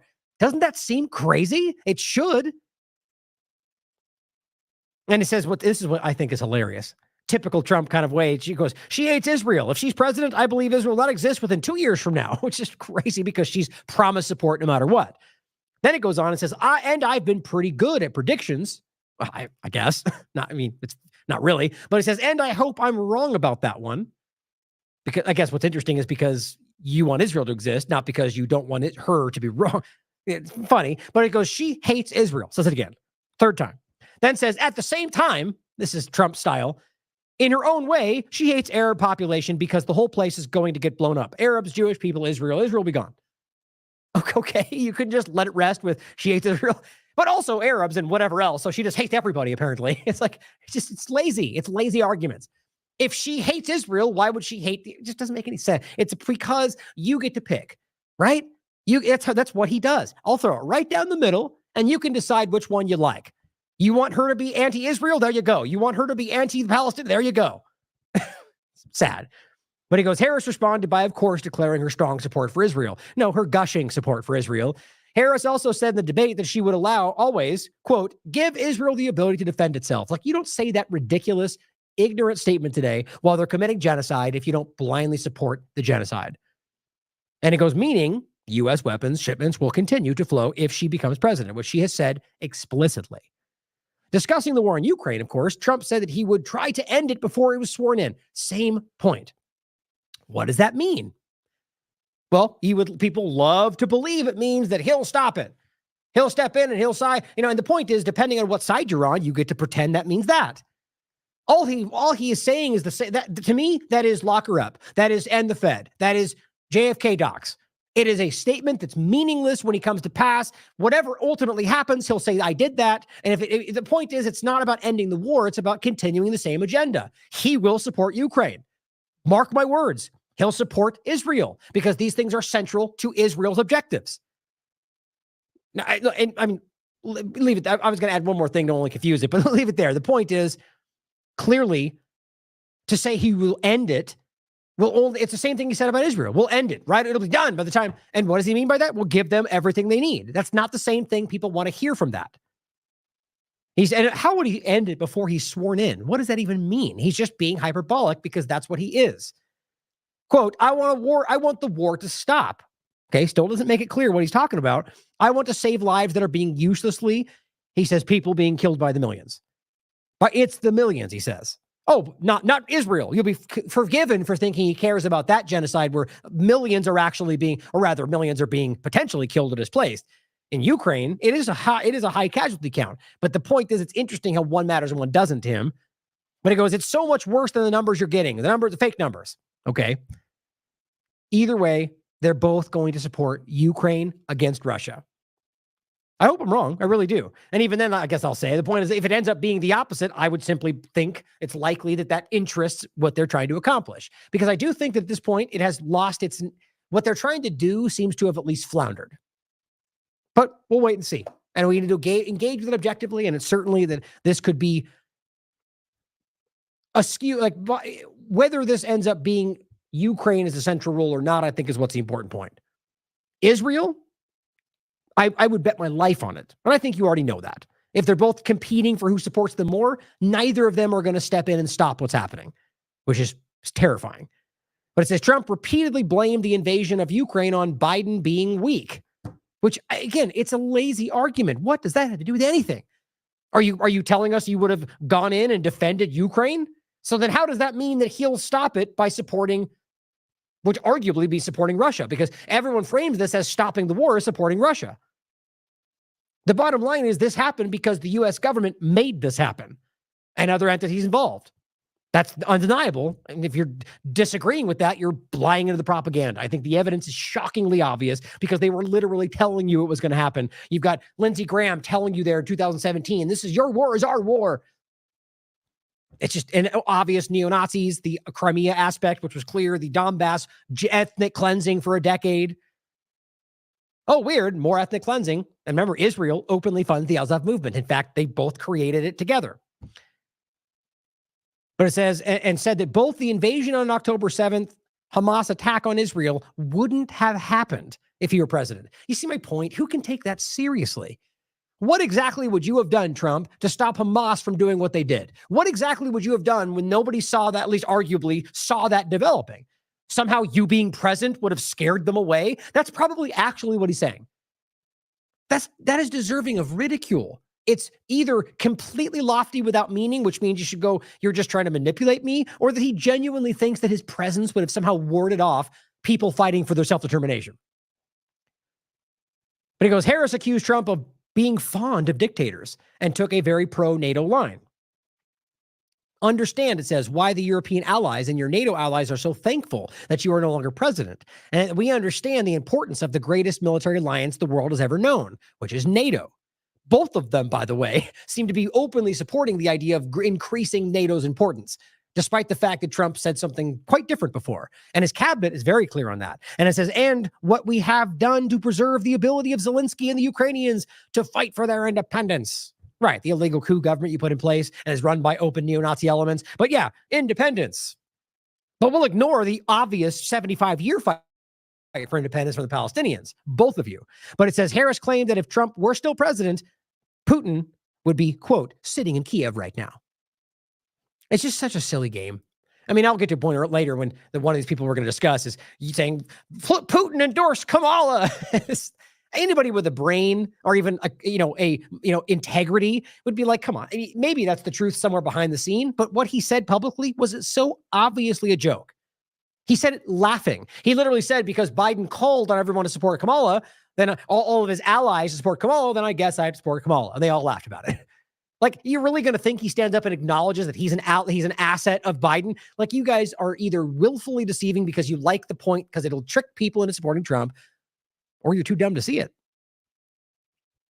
Now, here are them battling off on who supports Israel more. And as Anara Bertrand wrote, most telling part of the debate, both argue on who loves Israel the most. About Israel, all of a sudden, she hates Israel. She wouldn't even meet with Netanyahu when he went to Congress to make a very important speech. She refused to be there because she was at a sorority party. Now, I don't even know if that's true about the party, but probably for all I know. But the point is, I argue she did that because she was hoping that that would give the indication to her base, who clearly does not support the genocide, that she doesn't support him, even though she does. Very clearly, as she says right now. But in doing that, I think it was kind of the hoping that they would go, oh, see, just like they tried to do with RFK Jr. Oh, he's just saying that to get elected, and she really will end it once she gets in. Can't you tell? Because she wouldn't even talk to him. They all just hope you read into everything. The truth is, they are all the same thing, in my opinion. She wanted to go to the sorority party. She hates Israel. If she's president, I believe that Israel will not exist within 2 years from now. And I've been pretty good at predictions, and I hope I'm wrong about that one. You know what's actually interesting to me? That very well may be the reality that is inevitable right now. So what's funny is I bet you he's hedging his bets right there, where if she gets in power, it will end because it will probably within the next, I don't mean necessarily it will be gone, but the reality of what the Zionist-controlled Israel is clearly on the decline. The world sees them. There's no taking that back. And I'm not talking about all Jews or even all Israelis, but specifically the genocidal Zionist government that we all can see at this point.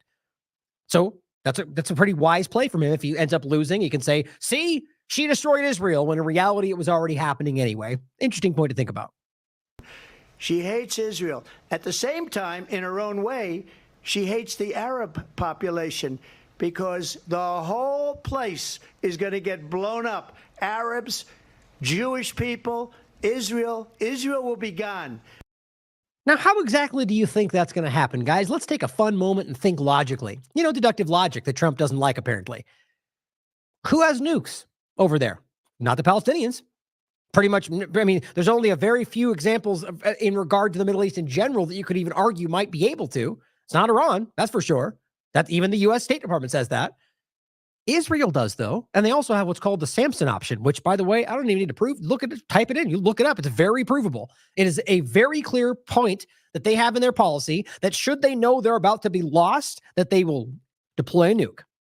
That's an Israeli policy.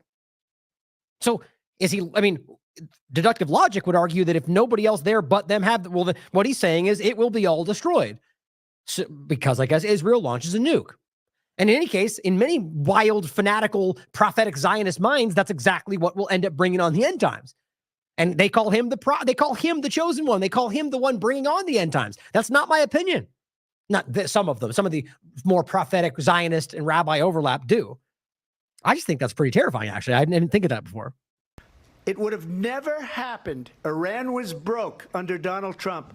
Of course, because Iran attacked Israel, right? These people are ridiculous. I mean, if he thinks that, he's a moron. But I don't think he thinks that. I think he knows it's not true, but that's what Israel wants them to say. Now Iran has $300 billion because they took off all the sanctions that I had.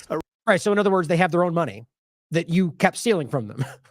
I don't even know why anybody doesn't recognize how silly these things are. The only thing that would ever make that make sense is Iran bad guy, because they said we can't let them have money or weapons because bad. You know, like every other country everywhere. It's just so stupid. We need to start ridiculing these kind of things. Iran had no money for Hamas or Hezbollah or any of the 28 different spheres of terror, and they are Oh yeah, 28. He just made that number up.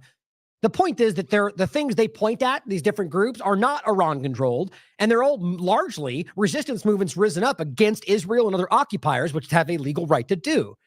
But what's funny is leading state sponsors, what he's trying to kind of do right there. Well, I thought ISIS was the leading entity of terrorism we all talk about, and ISIS just literally attacked Iran more than once since October 7th. Why? Because they're assets of the Israeli government and the U.S. government. Guys, it is a provable reality. Undeniable. Ben Swan has a great documentary. James Corbett has multiple documents. The receipts are clear. So the bottom line is that they are an entity that is being attacked by the state sponsors of terrorism. That's very clear. I'm not saying that means good guy. I don't think any of these governments are acting in people's interest by and large. That's my opinion. But realize that when they do that, there's only one reason that's happening, because Israel has a vested interest in making that the case. Even the U.S. in many ways has walked these things back over the years. But here are your two leading candidates, both of which are screaming how Iran bad guy and Israel war going forward. Years of terror, horrible terror. They had no money. It was a big story, and you know it. You covered it very well, actually. They had no money for terror. They were broke. Now they're a rich... For terror, because the terrors... I just can't even listen to this. Like, it's what terror? You mean crimes? You mean violence? They're spreading terror around the world. I mean, these are buzzwords that mean nothing. What exactly, Trump? You show it to me. You mean the destruction of countries everywhere? Oh, no, sorry, that was the U.S. government. You mean the ongoing genocide? Oh, no, that's Israel. You mean every other example of war and destabilization and theft? And we're talking about these people. Again, Iran has very clear things that we could highlight from internal country dynamics that you could criticize. You want to point out to me anything other than Hezbollah, Houthis, or Ansarullah movement, and Hamas, by the way, Hamas that is funded by Israel. That cat's out of the bag. So there goes one of those stories. You show me how those things represent anything other than resistance movements within these countries. And they're not free of crime either. But you can clearly show that they are not Iran created. Now, I can make the argument that they're now, especially today, working to push back against these entities because they're all being attacked by it. And that may mean weapons. But I don't know why suddenly working with allies and helping exchanging weapons is a major thing. It's only because they say bad guy. If you recognize what the U.S. government's done around the world and is still doing right as I'm speaking, there's no better example of a terrorist in the world, or Israel for that matter. But weird how that's weapons sales, but over here it's terrorism. Let's just at least try to be, consistent with our logic here. Nation. And now what they're doing is they're spreading that money around. Look at what's happening with the Houthis and Yemen. Look at what's going on in the... You mean the Ansarullah movement that is literally the only thing pushing back against Israel's weapon sales, which has had a very huge effect? Their blockade has basically put that country into, they're struggling economically everywhere. One of the reasons is the Yemen blockade, and it's obvious what's going on there. Realize the U.S. government and with Saudi Arabia occupied Yemen to put their puppet back in place. They have yet to succeed, and in doing so, for a decade plus, they have been blocking the Hodeidah port. They have been starving people to death, just like Israel's doing in Palestine right now, using a blockade. And guess what? The biggest pocket of ISIS territory within Yemen has been snug right in the middle of Saudi Arabia's territory they control, and has only gotten bigger since this started. All this is very easy to prove, but yet Ansarallah, biggest terrorist group, because they're fighting the terrorism that we support. And I'm speaking as I would be, Trump or U.S. government. Middle East. This would have never happened. I will get that settled and fast, and I'll get the war with Ukraine and Russia ended. Yeah, we'll get done fast. We'll end that. Great policy. How much you want to bet that doesn't actually happen? If I'm president-elect, I'll get it done before even becoming president. Vice President Harris, he says you hate Israel. That's absolutely not true. I have my entire career and life supported Israel and the Israeli people. He knows that. He's trying to, again, divide and distract from the reality. Again, so think about saying this at a time when the genocide is on the surface of the conversation, and she knows her entire party, by and large, knows that. And here she is going, nope, I support them no matter what. They can defend themselves. These people are both genocidal criminals. It is very well known that Donald Trump is weak and wrong on national security and foreign policy. I genuinely think those things bother him. I could be wrong, but I think it's his hubris. And I think that's what got him off on his back foot during this debate. Well known that he admires dictators. Which is, I think they all do. It's a silly claim. And really, here's what's funny about that. The reason they say that is because he tried to talk with Putin or had meetings with Kim Jong-un. That's what diplomacy is, guys. That's not why he's a dictating, loving criminal. It's because they both are, because they're supporting people like Netanyahu or people like Mohammed bin Salman, right? Or whoever is in charge in Saudi Arabia. That's why they're both loving dictators. They both love dictators. But it's funny how they try to point at the one thing that actually the diplomacy is this. That's why he loves dictators, and he told you he'd be a dictator. No, he didn't. It's just so. I think they're both disgusting criminals. But I can still be objective and honest about whether he said something or not. Like, great people on both sides, this ridiculous lie they keep shoving out, which I think is almost designed to cover the reality that Charlottesville itself was the Rise Above movement, which is the U.S. arm of the Azov movement from Ukraine. And they both fund that entity. So I think it's all these narratives that pointing back and forth using fake things to hide the real, the truth right beneath it, as usual. Wants to be a dictator on day one, according to himself. I support Israel. No, I support Israel. Well, here's another interesting thing from the debate. Just a couple other things I want to point out before we get to the animals being eaten point. Ryan points this out. This is wild, he says. Is this real? Now, this has been floating around where somebody found these earrings that do look pretty close to what she was wearing. That are apparently, and this is a real thing, they're apparently like you can communicate, they can listen to music. Now, this image, I want you to look at this versus the other one. The point is that the way this earring looks different in the other picture. Let's be clear, it's very common right now for people in the paradigm to just blatantly make things up, lie, alter images, and just lie for your truth, as I put it. But what's interesting is there's another image. Here's the video. We don't play it, but the point is that these are real. They're at least little elegant, smart earrings. Where does it say it? Accessorize on the go. Connect without disconnecting. Directional sound from pearl to the ear, right? You can just clearly see this could be used for audio, right? So people could speak into your ear, and apparently you could hear it. It's just kind of crazy if it's on your earlobe. Here is the post from Twitter, which has already got a community notes on it. It says, rumors are circulating that Kamala Harris was wearing audio earrings and being fed lines. Now, I don't know. The point is that I can't see anything other than this image, and that somebody found something that looks like that image. Which is a valid thing to consider. Certainly could be. I think all of them probably do it, to be honest. All of them have body double. These aren't fake things. These are very real things that have gone far back in history. Body doubles for any number of reasons. But whether they are the things they're pointing at every time they make those allegations with no evidence is up for you to decide. My point is that far too many people make things like this and claim things like this without truly being able to prove it. That's what we'll get into when we get to the animal point. It's very subjective. It could be. But at the end of the day, there's some, like for example, the fact that earring looks like the other one, that's an evidence point. Evidence is not proof. Evidence can be falsified. Evidence can be wrong. The point is that it is still evidence. At this point, it says rumors are unfounded. It says Harris wore earrings by Tiffany & Co. Well, I imagine because that's what she said. And it's worn many times before. It says hair, and it says not the Nova H1 audio earrings. But here's what's interesting. This looks very different right there, doesn't it? Almost kind of clear as opposed to being dark white, whereas these look more white. I wonder if somebody altered the other one. But in any case, I think it's something to consider. I wouldn't be surprised if all of them are being fed lines from whoever their string pullers actually are. Now here, I just want to include that, by the way, because I think it's interesting. I don't know why we would dismiss the possibility that any of them would be doing that, right? But at the point, as far as I can tell, it's up in the air. It's an image that looks like those, and that's as most I've seen out there. If you got more, let me see it. That's where we should leave it, though. That's how this needs to continue to go forward. We need to be, like we joke, irritatingly objective, right? We need to be that way today because of how dangerous this is getting by design, to mire you in a position where nothing is able. If we can't prove anything, then that's where we leave it. Now, here is an important clip that I think changes the conversation. Now, there's a little bit of crude and some cussing in here, so just be careful. Make sure if your kids are watching, earmuffs here. But this is the most important clip from the debate. My plan is to build a wall, no taxes on tips, increase the child tax credit, and cut the cost of insulin. I believe this will make America great again. I should just give you a MAGA hat since all you know how to do is copy me? You're a racist. You tried to end democracy with the worst event in the history of the universe. You want to end the Constitution. You called veterans suckers and losers. You want to be a dictator with Project to 2025. And you won't let us kill babies. You let millions of illegals into the country and they're eating pets? Oh, no, that's not true. Shut up, bitch. I'm speaking. Does that sound familiar? They're eating fluffy. Believe me, you are fake news. Also, my crowd sizes are huge.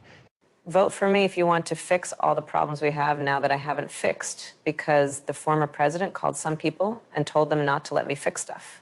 The only reason I came here tonight was to let you make an ass out of your lying self, and you didn't disappoint. Tell Tim to stay away from my horse. So yes, obviously that's not real. What's funny to me though is that it's, one is just that, you could tell if you look close enough, but at first glance, it's pretty good. It's an AI, obviously, or rather just a edit, of the mouths, I think is really what it was. But it's crazy to me how what's funny more than the fact that it's, if somebody had, like, my point is this could be done on an app today. The government could do things that you will never be able to tell. But what's funny to me is if you actually watch and listen, that did a pretty good job of summing up how dumb it all was. Like, those points are back and forth. That's pretty much what the back and forth was, but summed down to like a really dumb, pretty much what the actual content was. I find that hilarious.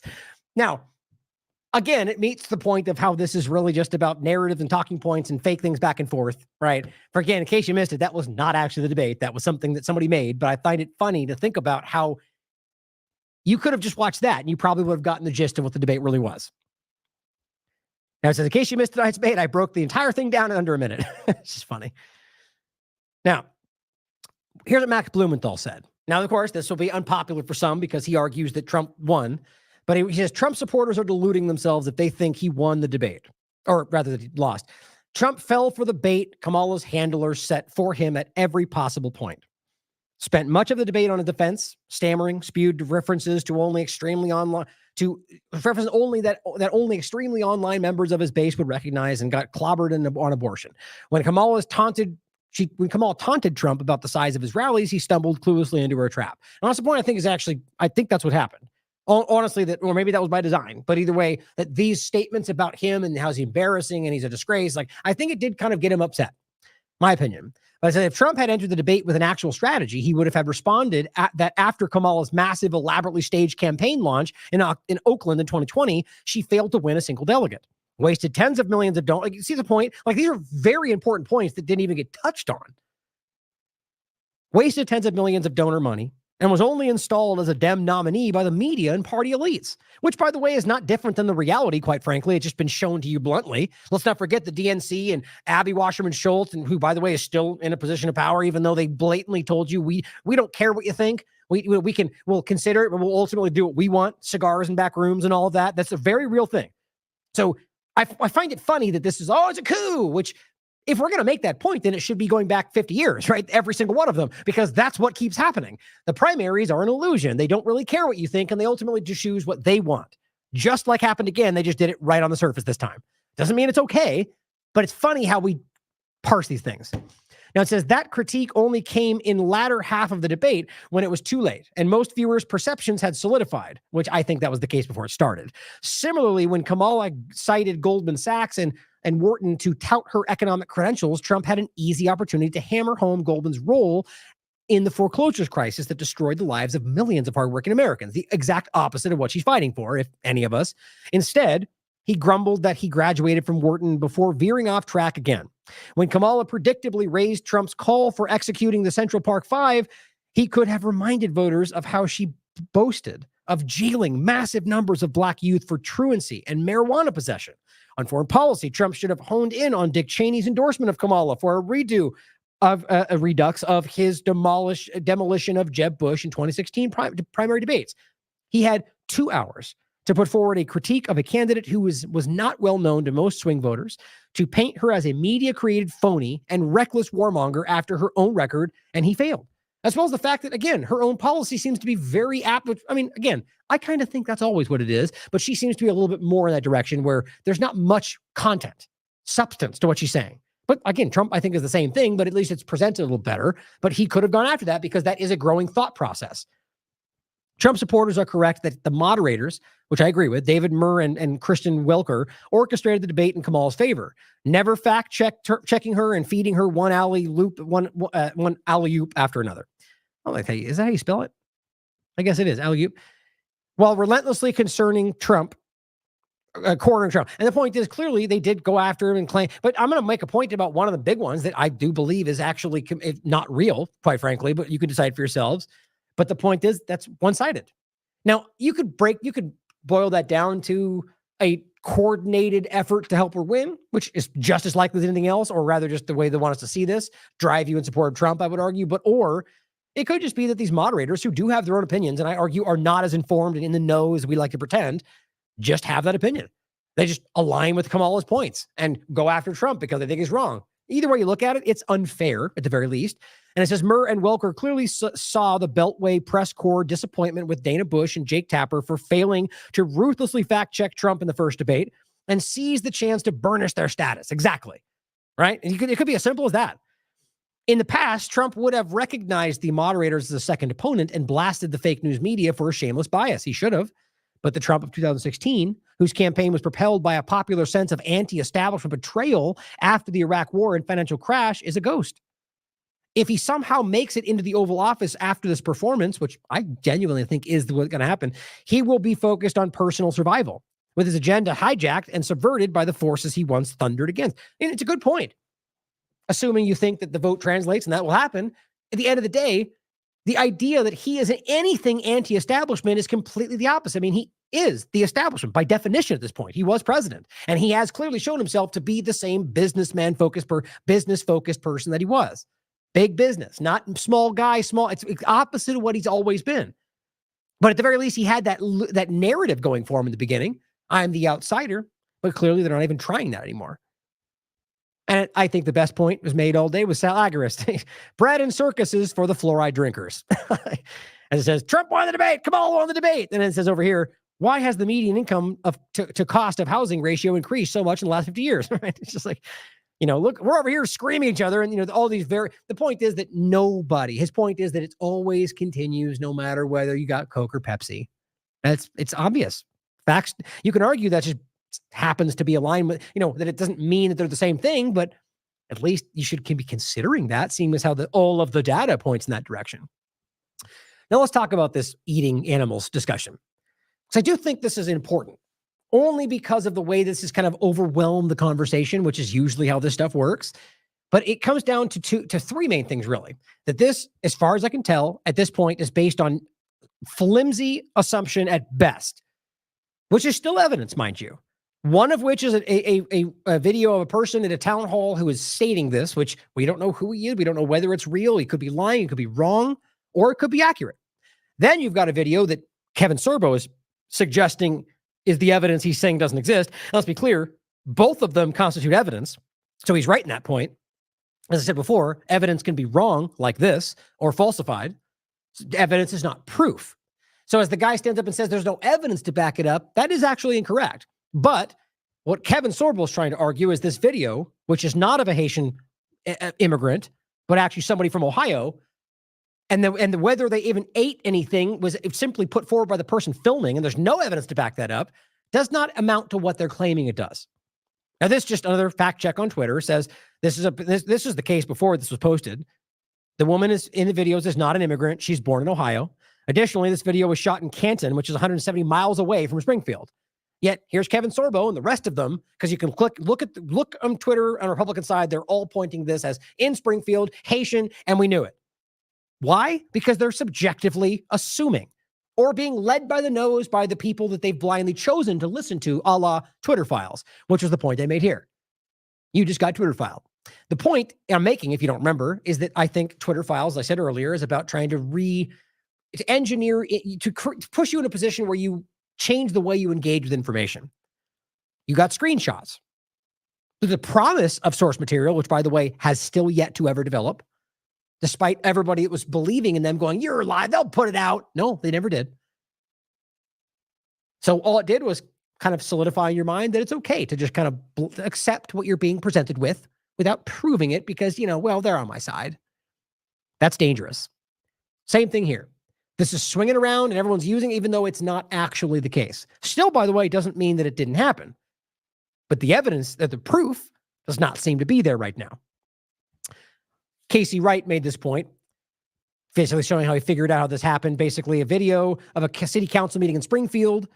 It features a guy complaining about Haitians killing ducks. That's who knows if he's accurate? Who knows if he's making it up? I mean, who knows? Or he's telling the truth. The point is, nobody knows because it's one guy saying something in a even if he truly believes it, it can still be false. This is the point about evidence and proof. But he says the other video is a totally unrelated video, which we just showed you. Now I'm going to play both of them for you. Here is the first one, and this is seemingly where it started. Because it's the people that's bringing them down here, because wherever they're at, that's what they're used to, bro. Oh, and by the way, I should say that there is clearly, and I've seen these overlapping points about bringing in immigrants, Haitians in this location or others, which I think is something, I don't know why in any world the people of this community wouldn't be able to have a say in whether that happens or not. It's not about, it definitely could be overlapped with racism or entirely, but the point is that there's other dynamics to consider. Whether or not you dislike them because of their skin color or not, influx of people, especially from another location, unfamiliar with the location and different customs and traditions or whatever, will cause chaos.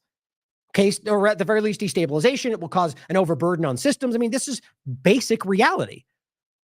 And that has to be considered. That can't be racist to simply point out the fact that should matter. And if you care more about your, bottom line, if you'd rather deal with your interpersonal situation and what you get from the system and what your children need, then show charity for these people, which is not even meant to be a slight. Your family has to come first. It's not something we should be criticizing. My point in saying all of that is that there is a real problem here that is being manipulated, taken advantage of, however you want to look at it. That doesn't mean that we shouldn't be considering helping people that may be in need. But I've always argued that comes down to a personal choice, never government telling you have to. So all that being said, whether or not these people were doing this, whether or not they were the Haitian immigrants, like we just got manipulated about this woman, I'll show you next, or whether he just made it up, we don't know. And neither do the rest of them. Neither does Trump, who said this on the debate, because apparently Laura Loomer told him that. We'll come to that next. They're in the park grabbing up ducks by their neck and cutting their head off and walking off with them and eating them like. Okay, so how does he know that? Think about that. So he said they're cutting their heads off and walking away. So did you follow them home? Did you go in their kitchens? Are they sitting down in the park with a fire? Certainly questions to ask, but it kind of feels like that part was his opinion, right? This is why when we're using subjective information, this is how things get out of control. That's important. Even if it turns out to be true, still a valid point to make that when they're doing this, when they're saying they still don't know, they're saying it because it's a political point that works for them. Even if it ends up being true right now, they didn't know for sure. And that has to matter to us. And I argue by the evidence, it does not seem to be the case. Y'all get the Highway State Patrol down here every week, and then y'all get like a task force for the Highway State Patrol. And they look for guns, and they look for dope, and this and that and the fourth. That same people that y'all got riding up and down Limestone doing U-turns, pulling people over for blinkers and pulling people over for like going left to center and like a couple miles over, like y'all can take them same people the Highway State Patrol, and you can take them in every single one of their silver Chargers and Dodge Durangos, and y'all can take them to Sunset. I mean, he's not wrong, right? I mean, I'm the first one that will tell you that the ridiculous tickets and traffic, I mean, nonviolent crimes, don't care, quite frankly. We had a whole conversation about that. They could very well take all these people that are simply just racking up revenue for the system and actually have them stop the rapists and murderers and all the rape kits they should deal with, or immigrants, if so, killing ducks in the park, or maybe eating them. He's right. Y'all can park them right over there, and y'all can teach people how to drive, since the Highway State Patrol knows so much about traffic laws and know what to do in traffic. They need to, y'all pay them, they can go over there and you get the point. He just kind of goes on. I agree with him, though. It's a fair point to make that there's an issue here. If that is case, if he's accurate, and the same point's already made. Big ifs, though. Oh, and then here's the other one. This is the one that is the one that's largely used, and this came after this one, and I think that's how these got connected, and this is how this works. The person in this video is the one asking did you eat it? Did she eat it? Why do you think that was in his mind? The assumption then gets out of control. Oh, she's black, so she's a Haitian immigrant. No, and this is the same thing we keep seeing everywhere. People sharing videos of just anybody with a different color skin doing anything to a person with white skin. And the narrative becomes they're taking over, until you find out that that's not the person, just because they have a Palestinian flag, is not from Palestine. They live in London. It's just there lies everywhere. And it's like we said with Melville's point. We have to literally question everything all the time. It's how this needs to work. What did you do? Why'd you kill the cat? Smile for me. Smile. And look, there's no blood on her face, by the way, guys, because if you saw the beginning picture, she's kneeling over the dead cat on the ground. So there's nothing on her face. So by logic, it doesn't seem that she was eating it, but who knows? Go like this. Did you eat that cat? Did you eat it? No, why'd you kill it? So he said, no. Why'd you kill it? So even in the video itself, the response is no. And they go, oh, well, she's lying. It doesn't matter what, just assuming into the direction of what you want the case to be. Guys, this is irresponsible. It's subjective, and it is everything the two-party illusion on both sides represents. Did you guys see all this? No, we pulled up and she was just laying there with me. Did you see her eating it? Eating it. She was eating it? Yeah, she was. You call the Humane Society, see if they'll come pick this cat up. It's deceased. That's all you got. Right? So my point is, it certainly could be the case. She said no. He responded to that. They asked other people who simply saw her leaning over this, doesn't have anything on her face, but maybe they wiped it off. I mean, the point is, we don't know, and that's the right response. Just because people who you don't get to see, who for all we know were added audio after the fact, I mean, I don't think that's the case, but my point is that neither do they. They heard it, they liked it, they went with it. Just like Alex Jones and the Trump getting the shot in the ear, or Luke Rudowski sharing it, going, oh my God, look at his ear. One of the most obvious and insultingly obvious fakes I've ever seen in my life. Reversed image with a fake ear thing, and they all fell for it. Why? Because it works for the moment. Now, again, to make it clear, for all we know, this could end up being the case. And I'll say, okay, there we go. Now we know for sure. But right now, neither do they. And yet, it is everywhere. And in fact, it's being used by the other side to make Trump look stupid. Maybe that was by design. I'm so tired of how obvious this is. And I don't think it's the majority. So it's time for people that are not, or seeing it, whether you're on the left or the right, stand up and call them out. If you want your party to be better and you want people to believe in it, call these people out for what they're doing. Now, here is an article from BBC from 6 hours ago. Ohio leaders dismissed the claims of migrants eating pets. Now, of course, my point the first time I said this was, well, okay, I talked it on a show, I think. Obviously, they would want to lie about that. I don't think people would want to go, yeah, we've got this happening in our state. That's a fair point. That's what Trump kind of insinuated or basically said in the debate. Well, they wouldn't want to say it. Well, it's the kind of thing like it's QAnon stuff is really what it is, whether you're left or right or whatever. To simply say that the absence of it is proof that I'm right. Right? Well, they didn't say that because we know they wouldn't want to. Well, that doesn't then prove that it is the case. That's just a logical point on why they might not want to if we end up finding out that it is real. But this is how people's minds are working right now. The Twitter file stuff is everywhere. And I just use that as kind of a point to remember that we're being manipulated. So but here's what's interesting. Both as we play the clip that we play in the community person that they referenced in the debate, and that is the case, said it didn't happen. But they're more local, so I think they have even more of a reason to push back on it. But guess who stood up and said it's not true? Republican Mike DeWine. But I'm sure they have their opinions about how he's a rhino or whatever, but then that still does not therefore make it the truth because he said otherwise.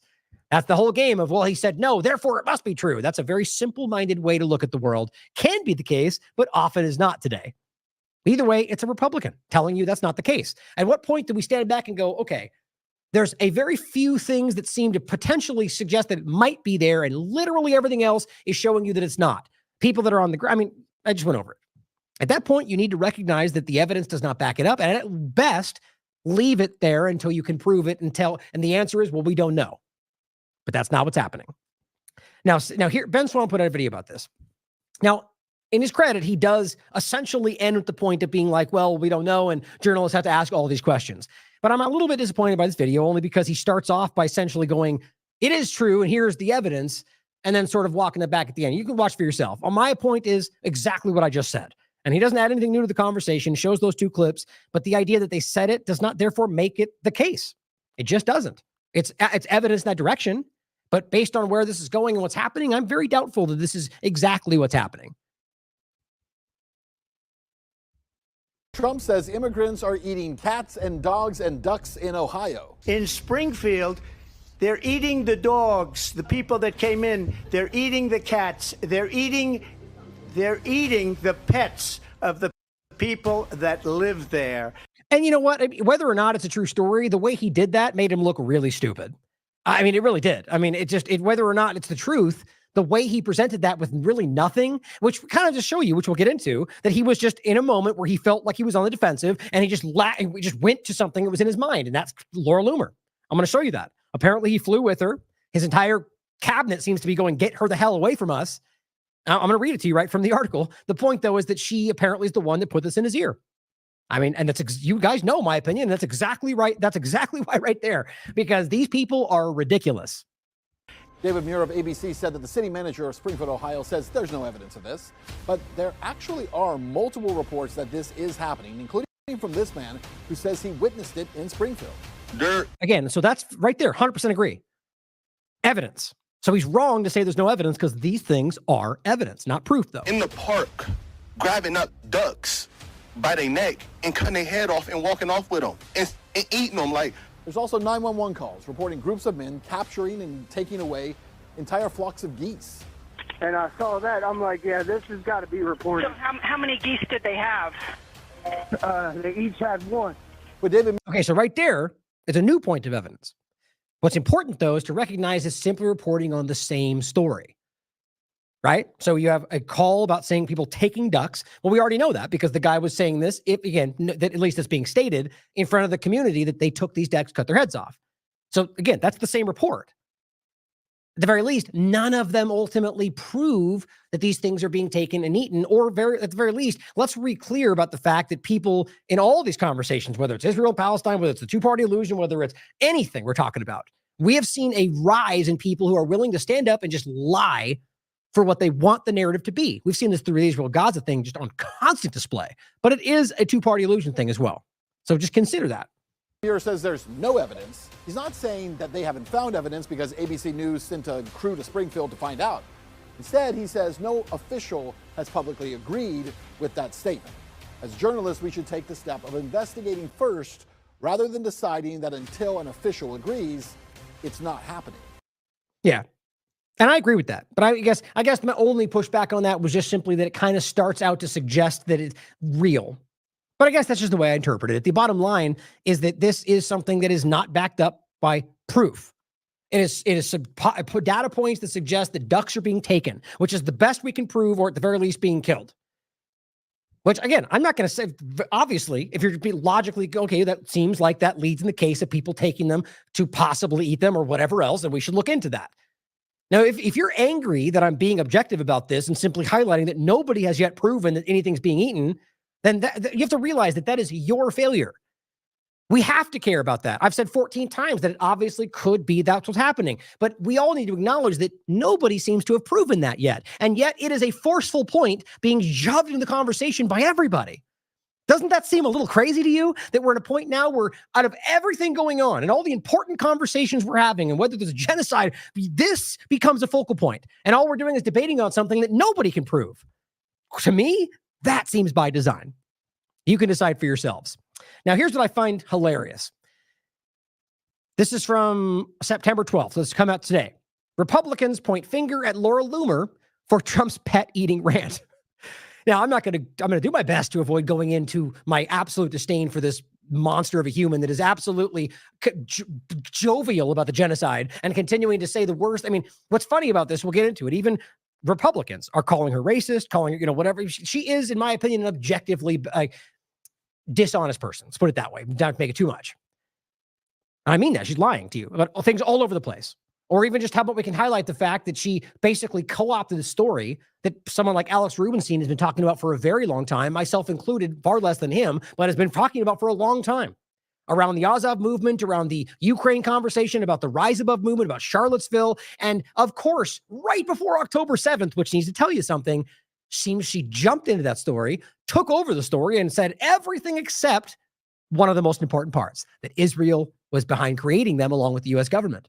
And that Kolomoisky, who is the chief financier of Zelensky and the financier of the Azov movement, is also the head of the Jewish Congress, or he was, and he's very clearly a wild pro-Zionist. And yes, they're openly funding this group. It's funny how we don't talk about that overlap. I wonder why. Now, that I think was intentional. Now, anyway, the point is that this is a very dishonest person that is on the surface, subjective, assumptive, childish. And there's a lot of people like this, and she's got like 1 million followers on Twitter. You can decide whether you think that's genuine or Zionist bots or whatever you want to talk about. The point is that it's hilarious to me that she has, and look, think about it like this, as we read through the people on Trump's side of this are seemingly telling him, and I've seen 3 articles like this already, telling him we need to get her out of this. She's not, they're advising him to not keep her around. And yet he does anyway. Again, despite her being like anybody with a brain, objectively not it's a person who is the opposite. It's a caricature of a journalist. And yet he keeps her around. Who do you think is pushing that? She is one of the most openly rabid pro-Zionist people in this conversation. And she's one who is really pushing like the most extremely openly racist points from Israel. I think there's a reason for that. I think there's somebody who's like Trump who is listening to what they have to say. That's my personal opinion. But here's what it says. Republicans are blaming the influence of Laura Loomer, a right-wing conspiracy theorist, for the week's botched debate performance by Donald Trump. Of course, it's also easy to go, he failed because of her, if you want to look at it that way, which included the former president repeating a bizarre and unfounded claim that cats and dogs are being eaten by Haitian immigrants. Loomer flew with Trump on his private plane to Tuesday's debate. I can't believe that. In Philadelphia. He also brought her up by name in the Bitcoin speech. That's very strange to me. And if anybody who is, even if you think that she's somehow a good journalist, what she represents is usually seen as a bad thing for politics, right? She's flamboyant. She's very opinionated. It's not usual. So I find it interesting that he has been continually bringing her into the conversation. I don't think that's by accident. And again, frankly, I think that anybody, even including Trump, can see that she's quite ridiculous. But it says, for this week's botched debate performance by Donald Trump, this one, Loomer flew with him and has been identified as the key promoter of the pets rumor, surprise, surprise, which has been dismissed as false by authorities in Springfield, where the practice was alleged to have been taking place. The rumor had also been disseminated by J.D. Vance. Oh, interesting. Trump's running mate, who in the aftermath of the debate justified doing so. Nevertheless, following the event, scrutiny has turned on the supposed role of Loomer. The Semaphore website quoted an unnamed source close to Trump's campaign as saying they were 100% concerned about Loomer's sway over the Republican nominee. Trump this year proposed giving Loomer an official role in his campaign, but the idea was resisted by staffers. Oh, God, that would terrify me. For simple, because what she would do to this, that's horrifying to think about what a person like that would do. In a sign of resentment among Trump loyalists over her supposed influence, the far-right Georgia Congresswoman Marjorie Taylor Greene attacked her as racist on Wednesday over an earlier post in which she had said the White House would smell of curry if Harris, who is Indian heritage, was elected. Now, if you want to call it a joke or not whether you care about racism or not, it's just a lowbrow thing to do. It is. And by the way, it's exactly what's overtaking a lot of the Republican conversation. I've even seen Gabbard suddenly start making these petty small points about personalities and what you are. And, she slept with a lot of people, or not that Gabbard said that, but the point is that's where the conversation's gone to.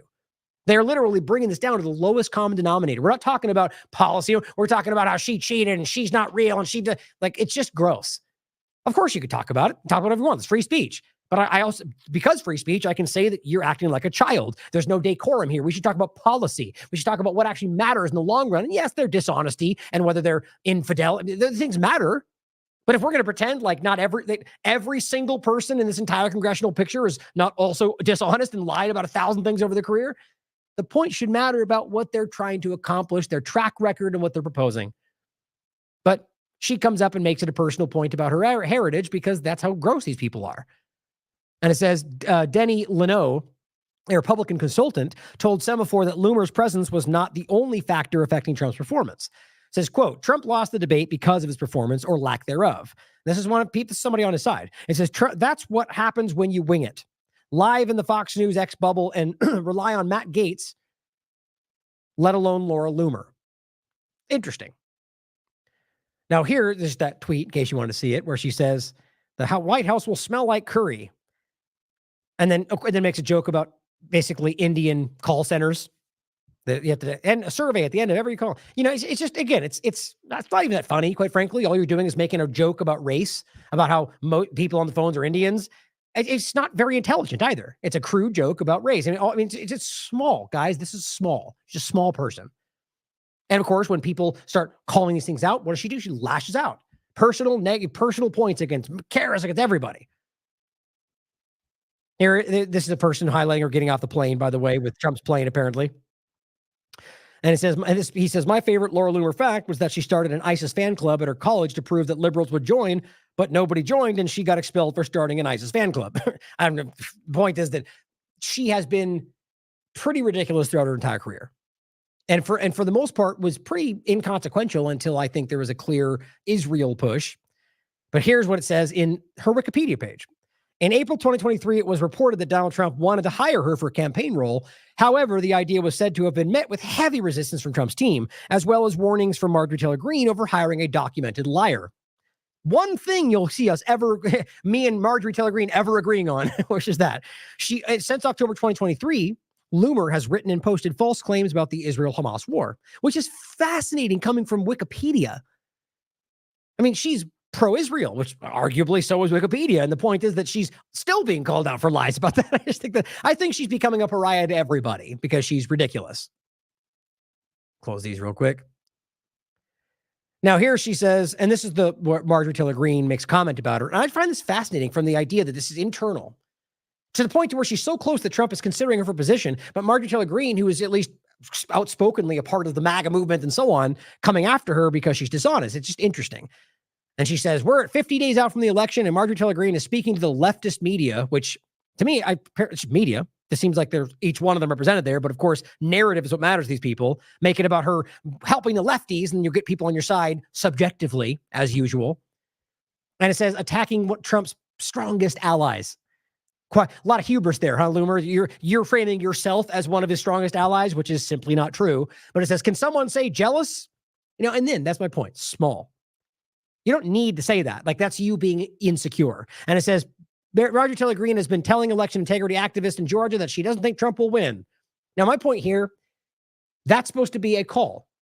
That's why you shouldn't support her. Well, what if she thinks that? You're not supposed to say it. And that's exactly the point.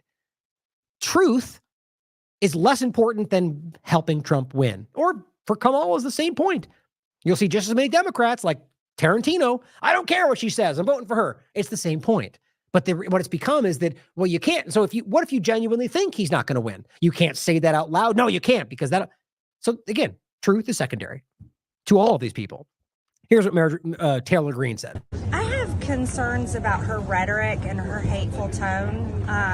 To me, many of the comments that she makes and how she attacks Republicans like me, many other Republicans that are strong supporters of President Trump, I think they're a huge problem.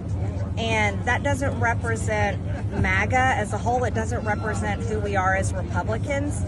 And, I typically try to ignore her post, but someone had sent me that post about Kamala Harris, and it bothered me so much. And my personality, everyone knows I'm outspoken, and I just felt like it was time to call it out. I think it's wrong. we're not a party of identity politics. We're a party for all Americans. That's hilarious to me. So she just accused Loomer of identity. That's what it is, though, right? So this is the point about the woke right, which is what she is. She's part of the woke right. They just have different things they're concerned about, right? Different racial aspects, different character traits. It's all still culture wars. They're all in the same game. When she's highlighting that point, which, oh, that's a joke, but the point is you actually look at her content, it's all very similar, right? Arabs bad, Muslim bad. It's the same kind of thing. It's about, it is culture stuff, right? So it's funny how they love to frame it as one side or the other. Now, I think Marjorie Taylor Greene is pretty ridiculous, quite frankly. Well, again, big surprise from Ryan. I think they're all ridiculous. But I wonder what this is coming from. Is this that she wants Trump to win and that she thinks Loomer is just that toxic? I don't know. You can read it for yourself. But what is interesting is that we have seen this kind of parasitical aspect where more so on the right than anything, like with Kyle Rittenhouse. He says something that's objectively true, but they eat him alive because he said it. You're not on our team anymore because you said the truth, and that's bad for Trump.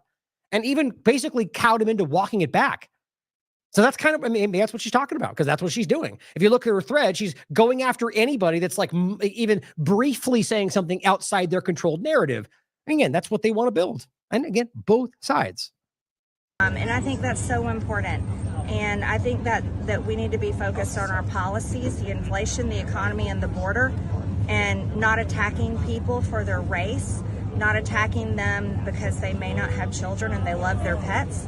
And I don't want to have anything to do with that. And neither do the people, my voters at home in my district, and most people I talk to across the country. And so, yeah, I called her out last night, and I think it was important to do. Now, the other point is about the lifestyle thing, right? And you'll see that a lot from these people acting like there's only one right way to live your life. You have to be Christian. You have to have a family. And, you know, look, I have similar perspectives on what I think is best for happiness. That's my opinion.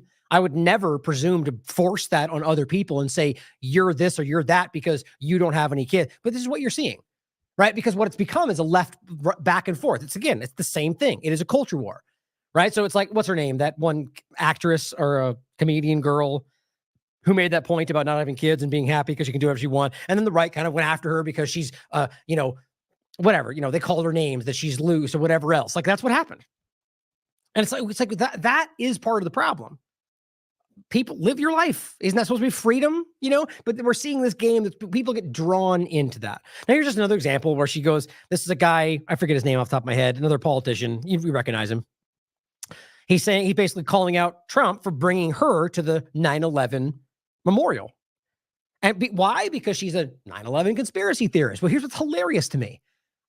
I would never use the term conspiracy theorist because I think it's ridiculous in that way.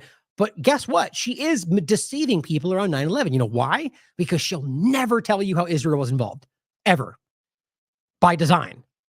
And why do you think she's brought with Trump to the 9/11 memorial? And that's my opinion, but I think that's interesting to consider. And what he's doing is going after Trump from a political perspective, because for their interest, saying he's a liar, conspiracy theory, and it's insulting that he would bring her to this because, we memorializing 9/11, which I'm not agreeing with him in many ways, but it's interesting to think about how this is happening from both sides. And again, I have to be honest, there's a part of me that's happy to see somebody that I know is dishonest being called out from everybody, from all sides. But here's what she says in response. She's basically making their point from Dollar Tree Barack Obama is speaking. You're just a small person. Can someone please translate for me?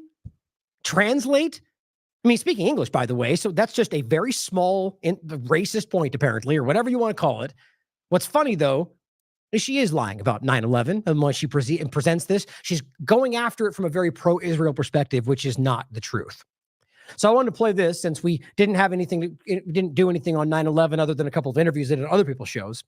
But quite frankly, I think I'll bring up my James Corbett work after this. A lot of work over the years that really breaks a lot of this down. I do think it's very important right now. And if I was free, I would have done a show probably focused on that. But, again, it's important to remember the bigger picture. Make sure you go back, and I'll include some links for you to dive through. My point's only that I'm not going to dive into it all the next day after, because I think we've done a lot of work on that either way. But I wanted to play this one clip. It's a clip from Kim.com breaks out a part of James Corbett's larger discussion. And I included the link to the 9/11 suspects, specifically dancing Israelis part.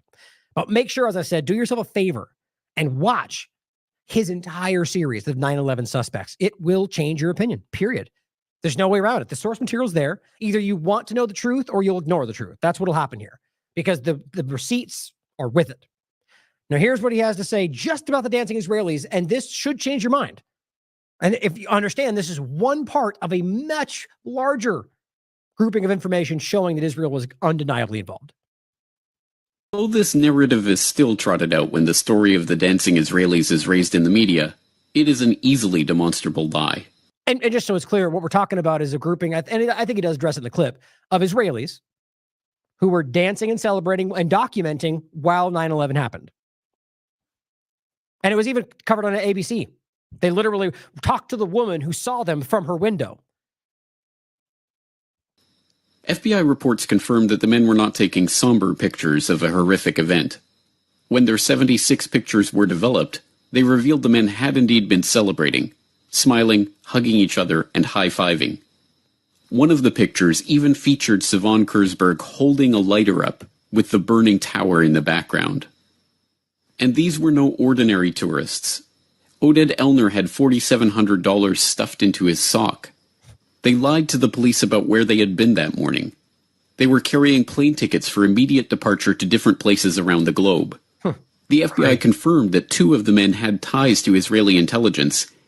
That alone should be enough for you to ask these questions, guys.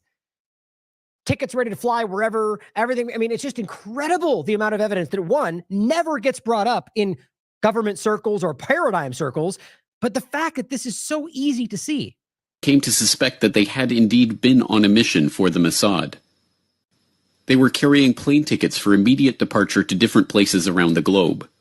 The FBI confirmed that 2 of the men had ties to Israeli intelligence and came to suspect that they had indeed been on a mission for the Mossad. And of course, after returning to Israel, Elner claimed on national Israeli TV that they had been sent there to document the event.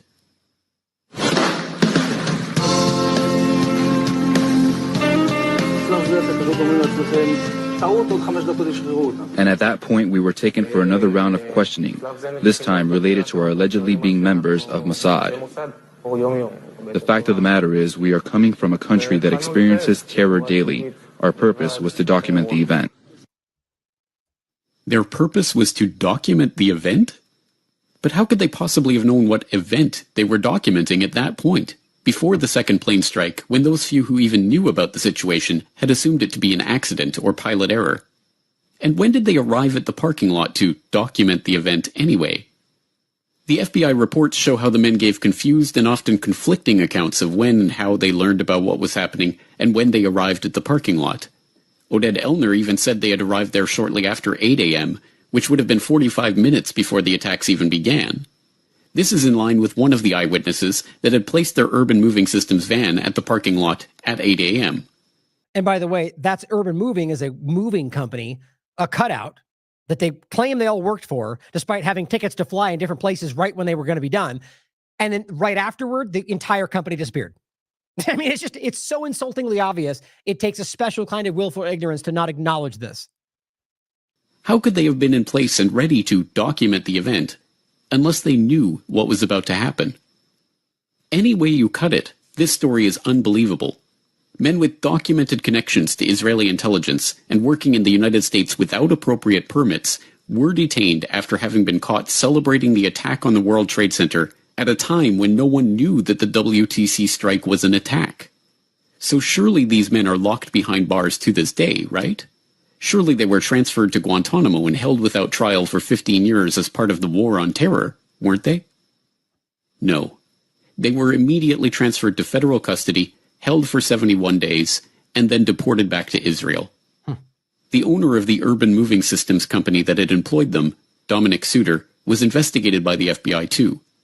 They concluded that Urban Moving may have been providing cover for an Israeli intelligence operation, and even seized records and computer systems from the company's offices. Wow. When they went back to question him again on September 14th, he had fled back to Israel. And in case you're hearing this and going, well, it's just a man talking, fair enough. I'll include the link for you to look at all the receipts, all of the source material that come mostly from government documents, from very provable aspects. And what about the dancing Israelis' pictures themselves? The Justice Department destroyed their copies on January 27, 2014. Because that makes sense, right? And these intelligence agents on an intelligence mission who were there to document the event of 9/11 before anyone knew 9/11 was taking place? Don't worry, they were just spying on Arab terrorists. Wow. And while the FBI or certain sources might believe that, in fact, they were Israeli intelligence, they don't believe that the U.S. was a target, that they were actually investigating Muslim groups? They believe if this was an intelligence operation by Israel, that it was focused on the Islamic groups and charities that raise money for groups that are considered by U.S. law enforcement and others terrorist groups. Which in no way even remotely explains the idea that they somehow knew what was about to happen. But of course, this is classic, clumsy, cobbled together, reactive Israeli propaganda, where they go, oh, well, we were there studying the Muslim terrorists, the ones that attacked you. And we happened to be there because we were following them. And then they did it and we saw it. No, we celebrated. Yeah, sorry, that doesn't add up, but we'll ignore all the parts that don't make sense and just lie to everybody. It's unreal. Here is a great breakdown, 3-part documentary from James Corbett called The Secret History of Al-Qaeda, which includes 9/11, but also a lot of other aspects of how the U.S. government and Israel have literally created Al-Qaeda, ISIS, the whole thing. Undeniable, just like that, with the evidence to back it up. This is actually a part 3-part watch along where we watch along all 3 of them. We watched the last one last year on September 11th live. And so you can watch and get our comments and so on. I'll also include his full documentary, 9/11 Suspects. It's unreal how many people, Giuliani, I mean, he goes over all of them with all the source material. Please make sure you check it out. Do yourself a favor. Now, to finish this segment, here's Laura Loomer saying more evidence that Marjorie Taylor Greene is working with anti-Trump Marxists like Robert Jr., RFK Jr. Okay, that was May 9th. So apparently RFK Jr. is a Marxist and an enemy of everybody. Not only has he paid RFK Jr. over $300,000, the whole point, if you read through this, that she's working with him to circumvent Trump and to manipulate Trump and all this and all that. Okay, big layout with all these things, none of which I think is even that. End of the day, what does it amount to? Oh, actually, let me do this next. Well, here's another one. This one is from August 7th. Ex-UN weapons inspector Scott Ritter, home in upstate New York, was raided today by the FBI and part of a federal investigation. It says Ritter is RFK Jr.'s trusted national security advisor. It says he was with RFK Jr. yesterday eating burgers, according to Ritter's latest tweet. The point is simply going, look, Ritter bad, RFK bad too. And if she uses the same claim about sex offender, right? He has addressed this so many times. It is a ridiculously manipulated claim. I argue clearly against somebody who is calling out things in the government. But he addressed this very clearly, and it's obvious what he said. You could doubt him if you'd like, but to keep making the case that he's somehow a rapist or whatever, it's not true. Based on the evidence that we can see and based on what he's presented, you can look at it for yourself. The bottom line, RFK Jr. is a cancer. Okay, August 7th. What's this? This one is, August 23rd. So a couple weeks go by. 2 days later.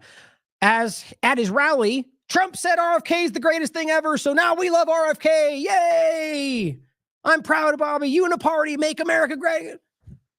Yeah, we should all laugh because these people are ridiculous. Because you are hypocritical, you are subjective, and at the end of the day, he's the biggest Marxist terrorist ever, but now, Trump likes him and he's going to change because he said so.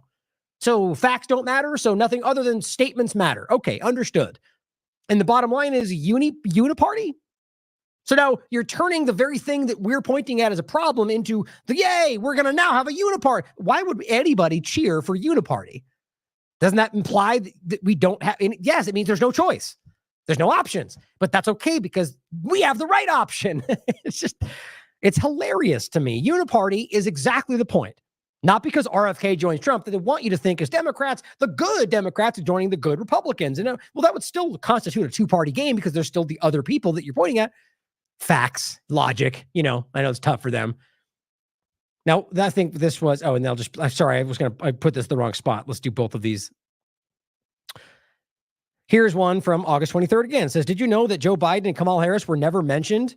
They never mentioned RFK Jr. Kamala Harris, Joe Biden, the Democrats can no longer ignore RFK Jr. RFK Jr. and Donald Trump will create the Uniparty.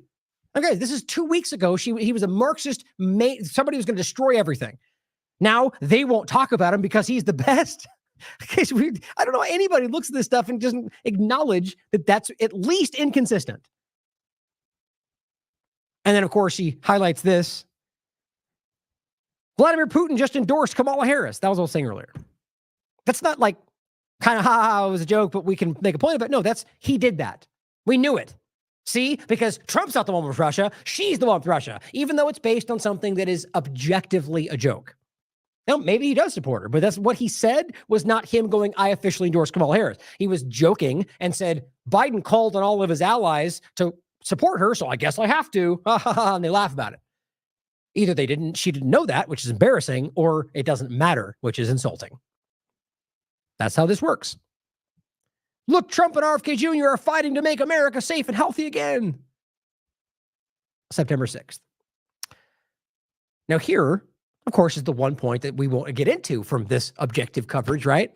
The fact that he will not point blank acknowledge Israel's influence. This is actually a really important clip. Just the way that Dave's face looks, the way that RFK's face looks, the way that he responds. Now look, my opinion, this is subjective, but I think it's obvious. One, he didn't expect the question. Two, that his answer shows you that he knows, but chose not to answer. My opinion, decide for yourself. You have concerns about the level of Israeli influence in our politics here in the United States of America?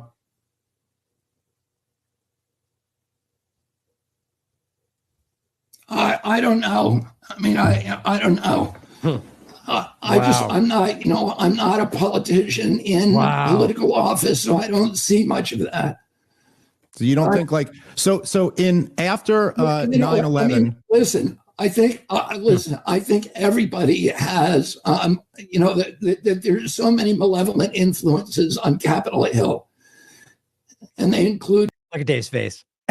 He's just so obvious, like, this is BS. Many nations, and they include many, corporate entities. Oh, and I want to have a real democracy in our country where you get the money out of politics and the influence out of politics. That's what I would like, and have. That'd be nice. Publicly funded elections. Oh, I don't think anybody, but do I think the Israelis have more influence than others? David, I believe in supporting Israel, that it's important for the United States. He didn't even answer his own question.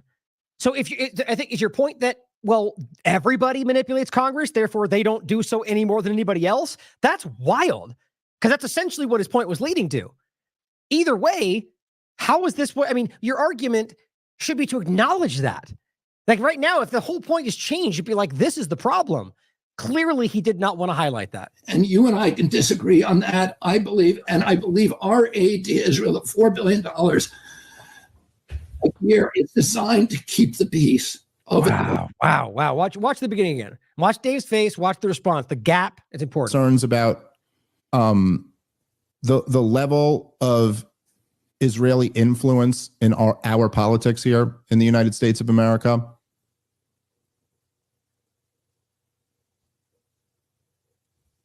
I don't know. Woo, that's rough. Okay, so and watch Dave's face. I mean, I don't know. It's that one, and then this one right here. He's like, he's laughing. But either way, the point is, so you don't know. So his point was directly, does Israel, are you worried about Israel's influence? And weirdly pauses and then says, I don't know. Okay. But then you go on to say that, well, there's so many malevolent influences in Congress, and, do they have more? Didn't answer it. So you're acknowledging they do, acknowledging a lot of people do, but yet not getting into the point of whether that's a reality, acknowledging his question. Do they have too much? The fact that they have any should bother everybody, especially with what's going on today, and that he's unwilling to even acknowledge that, let alone push back on it. I just think that is that's a non-starter for me, for any of them, because this is about an obvious Zionist influence that is literally, openly, gleefully committing genocide with their support. That's not the only issue that matters, but it clearly is paramount in the conversation when they're using your tax dollars to murder people around the world, not just in Gaza. Now, here is one of the points about the debate to end this segment, as Greg Stoker points out. So Kamala's doing her closing statement thing. I just like to emphasize and bring to everyone's attention that just like everything, every event that happens in America, whether it's the Super Bowl or the Oscars, Israel is currently using this cover to bomb the shit out of Lebanon and Gaza. Yep. And that's important. So along with everything else, Israel, as usual, uses these events that we celebrate to murder people. And that's not an accident, guys. It's by design. Every Christmas, every Easter, it happens every time. He's not wrong. But yet that's no big deal, right? Because we just don't talk about it because the RFKs of the world who pretend to be on your side will steer away from it when it's necessary. That's very problematic. Now let's talk about what Israel's doing. Because Robert wrote an excellent article about Syria, which you may not have heard about because we're focused on so many other things. And this does matter. Whether it's about the world and just international law and how that directly affects your life because your government is the one complicit in all this, or the fact that they're using your tax dollars to do it. Israel's largest unprovoked attack on Syria in years kills at least 18 in Syria. So it says, despite the fact that the Israeli Air Force has carried out hundreds of airstrikes against Syria since that time, since a long time, Syria has not responded since 2018. While the Syrian state was fighting an intensive civil war against a Western Gulf-backed series of opposition groups between 2011 and 2018, completely illegal, very transparent. That's moderate rebels. That's all the stuff we know, both sides of our paradigm. The situation has somewhat stabilized since then. He goes, however, 1/3 of Syrian territory is illegally under the de facto control of the United States, as Trump openly stated, will take the oil, and their allies, while the northwestern Idlib province is controlled by Hayat al-Sham. That's Al-Qaeda, that's terrorism, that's the moderate rebels, that's who they support. Israel as well.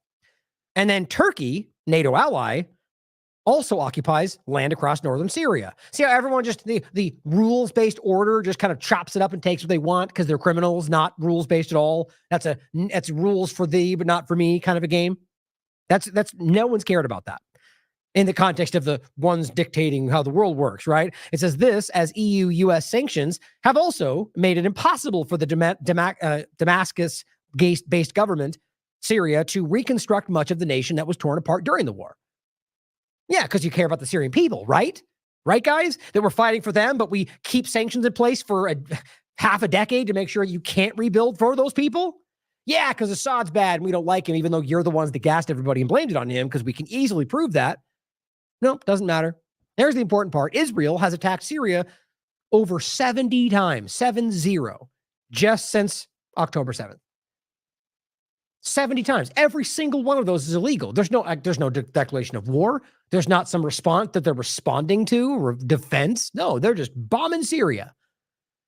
He says the Syrian Arab army has not acted or reacted against Israel. Instead, the Syrian government, as I said before, appeals to the United Nations, as it has done continually since 2018. Oh, weird. It's 2024.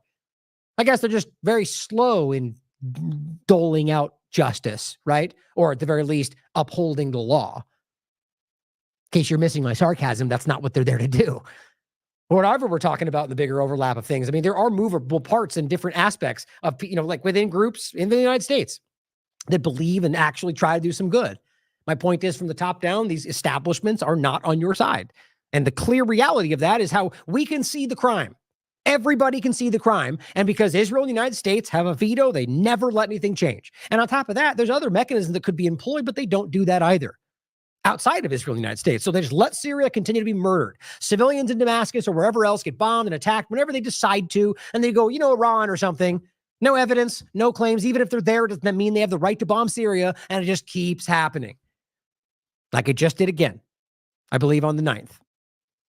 It says, which the United Nations, despite all of that, does not restrain the Israelis in any way. Barely even, doesn't even speak up about it 90% of the time.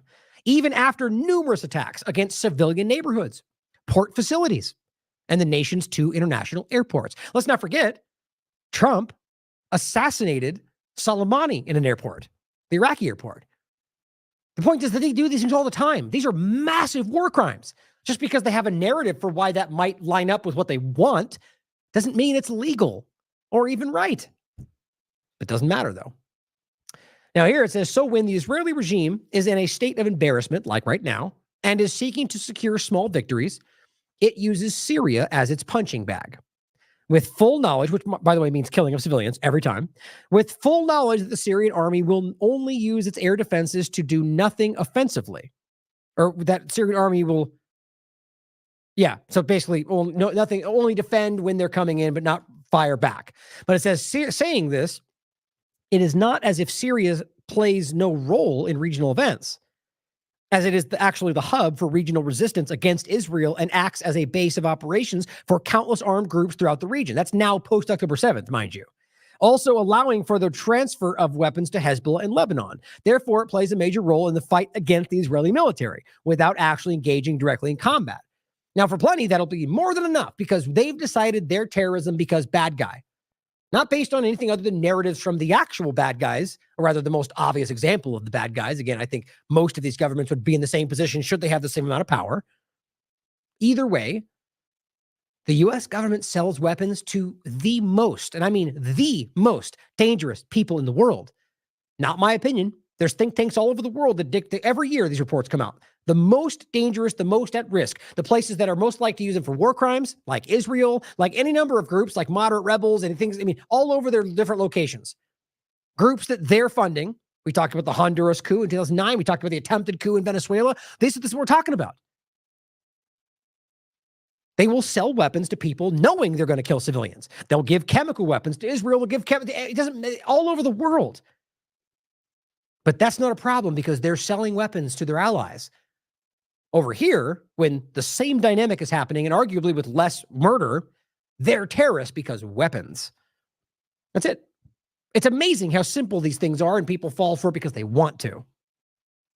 Now it says, therefore, okay, I've read that. It goes on to say, the threats against Lebanon are inherently tied to the fate of Syria also. This is because of the fact that the Israeli army chose to go to war. Damn it, it's a typo. Chose to go to war against Hezbollah. They will have to launch a large-scale attack against Syrian territory as well. If Israel seeks to conduct a ground operation against Lebanon, it would be a suicide mission should they deploy directly over the Lebanese border, and so it is more likely that they will choose to invade Syria first. In the event that the Israelis aren't looking for a full-scale war, they will still likely attack targets throughout Syria to prevent supplies heading through to Lebanon. Now, here's the main point. Why do you think all this is happening? Why do you think the U.S. government is occupying Syria? Why do you think they're bombing them? Because of what he just highlighted for you. It's the same. It's in fact almost what U.S. government was kind of saying, that we need to go after this location. Well, arguably because of Assad and because the oil, Trump would say, but as many strategists from these administrations have said, geostrategic control, supply lines. They need to control Syria because they need their supply lines, but also to stop anybody else. Because it's right. The point is that they need to control Syria before they go after the others they're talking about, at least logically speaking.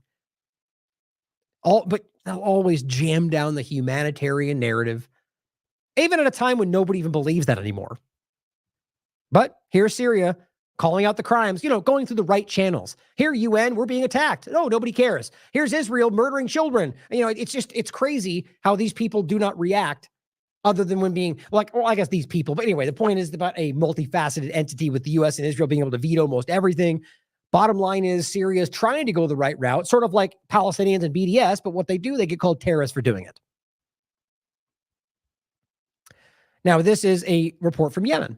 Foreign policy, 2 girls reportedly killed in U.S. strike near a school in Yemen.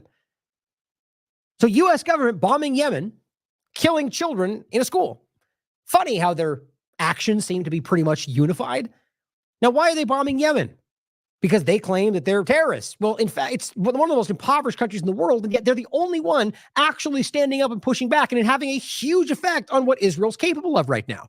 And that's why they don't like that they're being shown that that's how not powerful they are. If this impoverished nation that you've been starving to death for a decade can step up and stop you still. It says Yemeni media reported Tuesday that a joint U.S.-British airstrike struck near a school in a Houthi-controlled area, which is a popular movement supported by all the people of Yemen, killing 2 female students and wounding 9 more. To what end? Why is this even legal? It's a fair question. They're not, there's no, I mean, they have been starving them to death for a long time. And I mean, literally. People have been dying of starvation in this because they're openly blocking the import of food and water and medicine and everything else to the Hodeida port.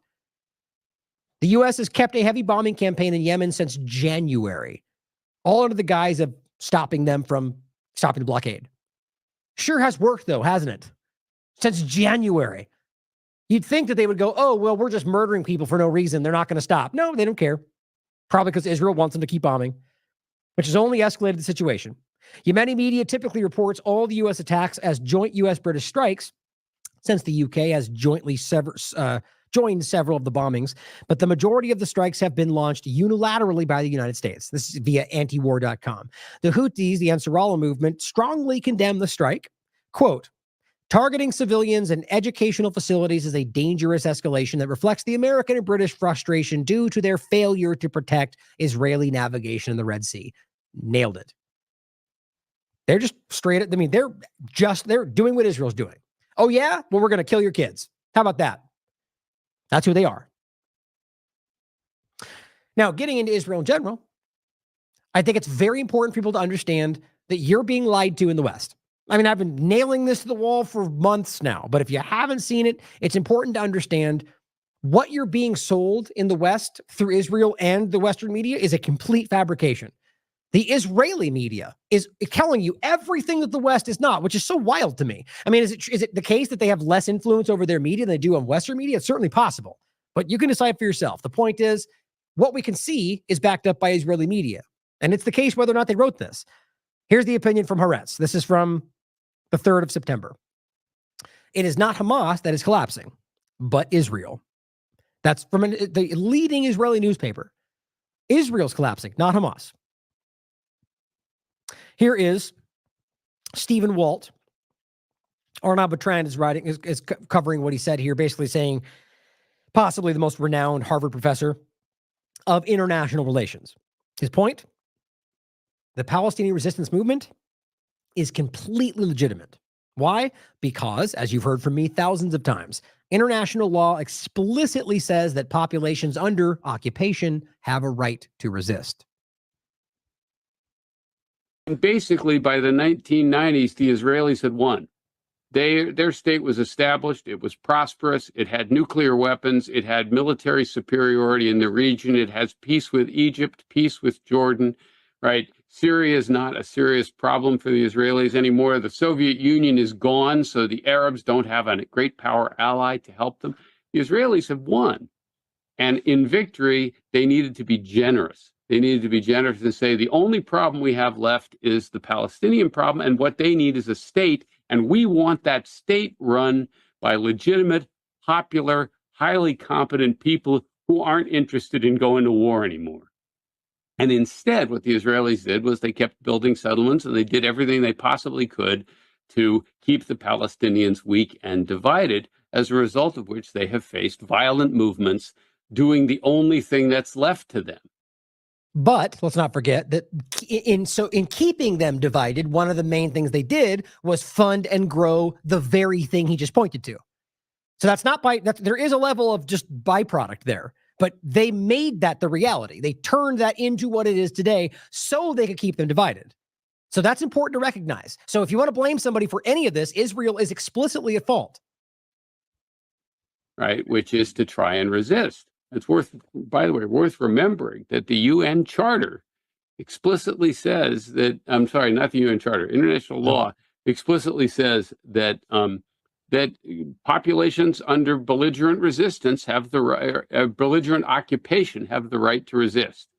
How they resist matters, right? So they can't commit war crimes in resisting, which is why what Hamas did on October 7th was wrong. Right. But it's not like they have no right to resist. But I would argue that's a bad way to frame that. Now, clearly, he's an expert in the field, so you guys consider it for what you will. But the reality, as I understand it, is clearly, it's the same point to make in any other war.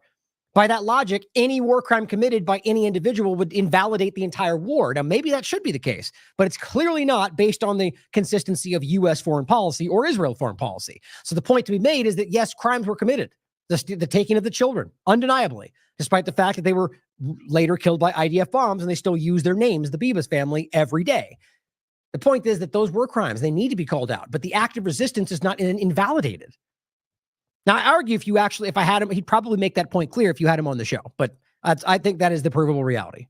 Well, and I think Americans often forget that what, Palestinian resistance is completely legitimate, provided it follows the laws of war. Right. Now, here's what B'Tselem has to say on the other side of this. B'Tselem being the leading human rights group in Israel. It's an Israeli human rights group. In fact, one of the leading groups in the world. It says the Israeli government places no value on human life, whether of its Gazan subjects or of its own citizens. Wow, that's pretty extreme. This is the Israeli group talking about the Israeli government. Now, you'd be surprised probably to find out that's what a lot of Israelis are thinking right now. It says the 6 Israeli hostages whose bodies were recovered from Gaza this morning could have been saved if the Israeli government had heeded the pleas of their families and Israeli public to reach a ceasefire and an exchange deal. The Israeli government places no value on human life, whether of its Gazan citizens or of its own. Now, we're going to get to the ceasefire in a minute down the line. The point is clearly, and I think it's right here. Yeah, look at this headline. This is the reality. Netanyahu rejects U.S. assessment on the ceasefire, says there's, quote, not a deal in the making. At the exact moment, here's Blinken and the rest going, it's up to Hamas to accept the deal. Like, they know they're lying to you guys. It's wild.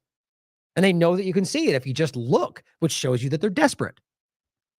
B'Tselem, right on the surface. I'll include this. I won't go through it now, but here's Linda Mamon simply highlighting, as she says, a lot of people in the U.S. don't seem to know what Israel did to Palestinians long before October 7th.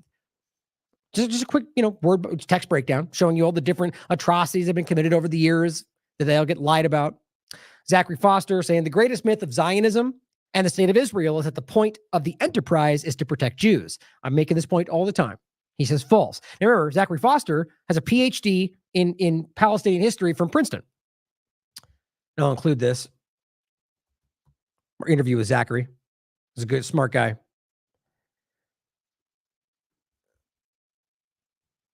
Now he says the goal of Zionism was to create a Jewish state in a land that was 95% non-Jewish. To do that, many, many, many Jews needed to and still need to sacrifice their lives to that end. And as well as Christians, let's not forget, it's the majority of Zionists in the world today are Christian Zionists, not Christians that support Zionism, but openly Christian Zionists. Because the game they play where Zionism is just only about Jews, it's not true. It's just simply not. In fact, the origin of it goes back to Herschel, who was an atheist, but original entities are arguably, based on historians, Christian Zionists, which then sort of tricked the Jews into starting this under the idea that they would bring on the end times. And now Jews are saying the same thing about Christians. When they're destroyed, it'll bring on the end times. All this is easy to look up. Whether it's real or not, they believe it. The point is that ultimately it is about a manipulation of, I think, whoever will be used. But it says that's why 1% of the Jews in Palestine died in 1948. 6,000 Jews had to die to make a Jewish state possible in a land that was 2/3 non-Jewish. That's why in the 1950s, Israel built 108 civilian centers in border areas to serve as its first line of military defense, including towns like Nahal Oz, short for Nahilam Mul Azah, Nahal soldiers across from Gaza, which tragically ended up serving the purpose for which it was built, to put Israeli civilians on the front lines as human shields. That's what they do now. That's why military service is required for most Jews in Israel. The state needs more and more Jewish bodies to sacrifice their own lives to ensure acquiescence to the project of Jewish dominance in Palestine. That's also why Israel invoked Hannibal Directive on October 7th, provable now based on everybody's statements, killing, and from their own government, their media. I mean, everybody's acknowledged at this point, despite individuals, Zionists, who say otherwise. Killing dozens, if not hundreds, of Israelis on October 7th. Jewish bodies were the sacrificial lambs necessary to ensure the Jewish state could maintain its strategic domination over the Palestinians. That's also why the Israeli hostages and prisoners of war have been left to die. The state of Israel cares about its own preservation and domination, not about saving Jews. For 76 years, the state of Israel has proven itself to be a total menace to the Jewish people. In my opinion, as I've said many times, it is the biggest threat to Jewish people in the world. I call on all people who care about the well-being of the Jewish people, he's a Jew himself, by the way, to stop arming Israel and stop supporting this genocidal state. The survival of the Jewish people depends on it. Also include this he may have pushed back on the idea, even though he's a Jew himself, on the idea of Jewish supremacy or whatever. I forget the way he framed it. This, again, is the leading Israeli human rights group that's selling. The headline, January 2021, a regime of Jewish supremacy from the Jordan River to the Mediterranean Sea. This is apartheid. You could push back all you want, make it about racism. This is obviously what is being perceived as, I mean, guys, it's what they state publicly themselves. Now, but be clear about the manipulation that I'm highlighting within it around Zionism. Either way, clearly, the idea that this is not, I mean, it's on the surface of the conversation at this point. Include that for you.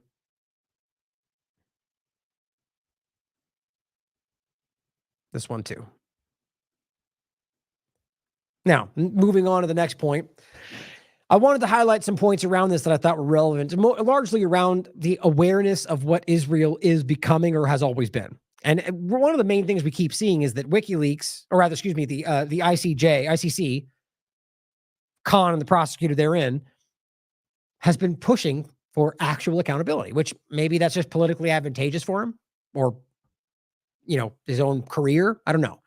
Because, I mean, to be clear, his history is pretty bad on this topic. But now he stands up and says, quote, or he says that they said this to him. And he already said before that they said to him, we started this for African countries and Russia. It's very embarrassing for them because they pretend that they're all about equality in the law. No, they're not. They're simply not. He says that they told him, world leaders threatened him, quote, target Israel and we will target you. Think about that. Think about how clear this is. That's why people like Trump and Kamala and whoever else, we have to ask, what is actually driving this? RFK Jr., what's driving this weird adherence to everything that counters what he is, at least he presents to be? Target Israel, we will target you. That's to the ICC prosecutor. And of course, the U.S. government, what did Blinken say? The difference between us and Hamas is we uphold international law. Well, clearly not. Mohammed Shihada points out Israel is preventing the U.S. government from obtaining any testimonies, evidence from IDF soldiers and officers who were active on October 7th out of, quote, fear that it'd be used against them in U.S. tribunals in The Hague. This is a quote from Israeli media. Think about how crazy that is. They won't let them get testimony from Israeli soldiers that were there because they're openly going, well, you're going to use it against us in international law. They know that they're guilty. It says right here in Israeli media, the link below, the title's the same, Israel transferred evidence from the massacre to the U.S., except from the soldiers, and evidence means they're propaganda videos they've cut together with lies. In Israel, they cooperated with American investigators and allowed them to collect testimonies. However, it was decided not to transfer evidence collected from the soldiers for fear that it would be used against them in an American tribunal. I mean, how else do you read that? Now, Sam Husseini highlights another lie been circulating. ICJ denies South Africa's genocide case extension. But his point is, this is Twitter pushing this story with no evidence. Tags Community Notes. Hey, what do you know? There's no comment from Community Notes. I guess they just missed it. The point is, here's more in Rabbani, and this is the case. ICJ could not have refused South Africa's request for deferral because no such request was ever made. But it's a merry excuse to regurgitate blood libel yet again, using that against them in quotes, to go juvenile with anal references and demonize opponents to genocide. So what the hell? And he's tagging what Aviva Klompas said, one of the classic propagandists. And the point, so Sam's calling this out. Here's what she posted. First said, unable to find evidence, and she highlights a weird cutout a la Twitter files that doesn't show you where it came from. Isn't it strange? It's from Jewish Syndicate, and the idea is this platform is a completely openly propagandizing. It lies for Israel. I've shown you countless examples where they were blatantly selling you on the narrative that later turned out to be false. But she goes, unable to find evidence of genocide taking place in Gaza, South Africa's asked them for extension to give more time to fabricate, evidence. Great. So using a false claim based on a Twitter files screenshot to insinuate something on top of that. Really great stuff. This is a liar. This person's been caught lying, like all of them around. They are desperately, think about this. They've had to make up this story to push this out. They know they're doing that. She goes, this has been the most covered conflict in the world for nearly a year. How South Africa considered that they can't find evidence. I mean, how are we even pretending? Think about the gall to stand up and say that we can't find evidence when you can turn on Twitter and find 14 examples in 10 seconds. or TikTok. These soldiers are posting it themselves. But here she is, desperate to hide this because, I don't know, she's being paid because she thinks she's going to be held accountable. I don't know. As I said to her online, I hope you are desperately unhappy because, I think I have that coming up in a second. The International Court of Justice, he follows up, has refused the deadline. So a fake story and then a fake claim on top of that story. And he says the same thing. What evidence do you have for this? Community notes. Funny how they don't respond. This person says it's just the new outlet. She edited it out on purpose because you get the point. These people are ridiculous, guys. It's embarrassing. Sam Husseini is calling on community notes. Now, can you think of any reason why community notes wouldn't chime in? Maybe the Israel overlap and the CHEQ bots and the authentics verification and all the very clear Israeli intelligence military investment in Twitter. Gee, I wonder why. Now, here's what I find interesting. Here's Associated Press. This is from September 3rd. U.S. charges Hamas leader. You know, the leaders kept comfortable in Qatar that Israel funds because we don't want to talk about that. Other militants in connection with October 7th massacre. Think about how much evidence there is around what's going on post-October 7th. And the U.S. government just deflects and denies and removes. And the only thing coming out of October 7th is a bunch of mostly debunked narratives coming from Israel. Other than the obvious, which we know they went in under a legal act of armed resistance. And yes, they did kidnap children. And yes, there was acts that you can call crimes. But that's been sitting there for 11, 12 months. You have 12 months of nonstop murder, genocide, rape, torture that has even been proven by Israeli entities, by corporate media itself. And yet, where's the charge against Israel? You see how ridiculous that is? Like, look, I could argue, yes, there's a clear case to be made about charges that could be leveled against individuals from October 7th.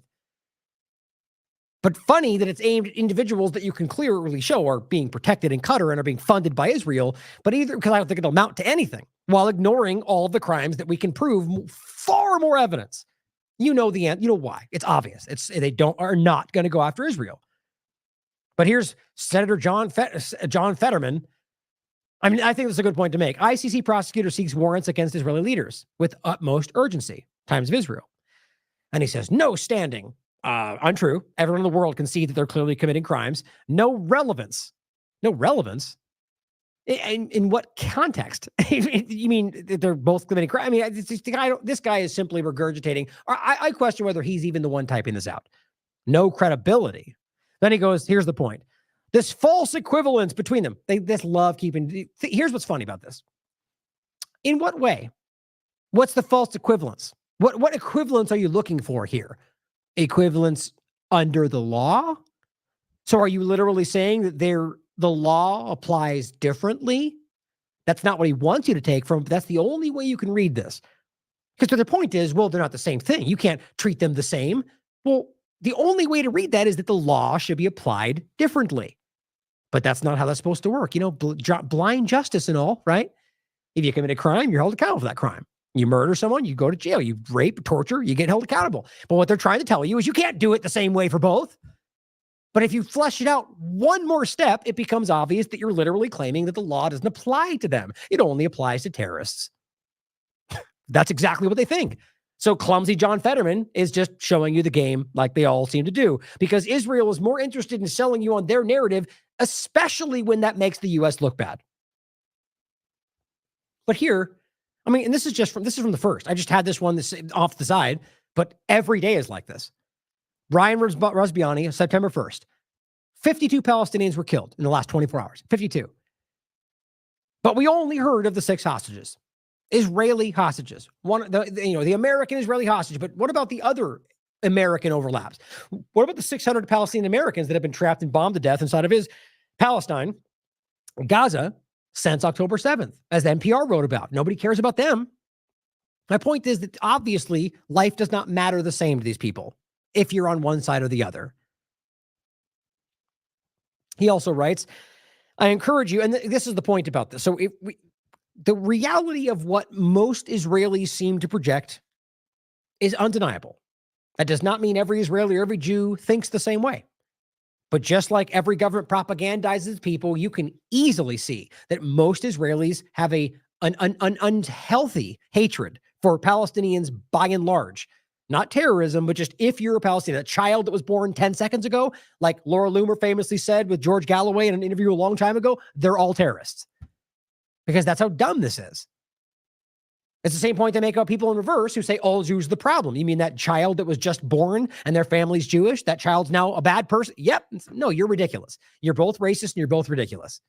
The bottom line is that you can see this prevalent in their society, where a lot of Israelis have been engineered to blindly hate them just because they're Palestinians. Now, you could make a fair argument about some case that level of that happens on the other side too. But the different point to make, both of which would be wrong in the larger sense, but the point to make is that Israel has been genociding them. They have been illegally occupying them. They have been raping and torturing and murdering. Yes, that is easy to prove.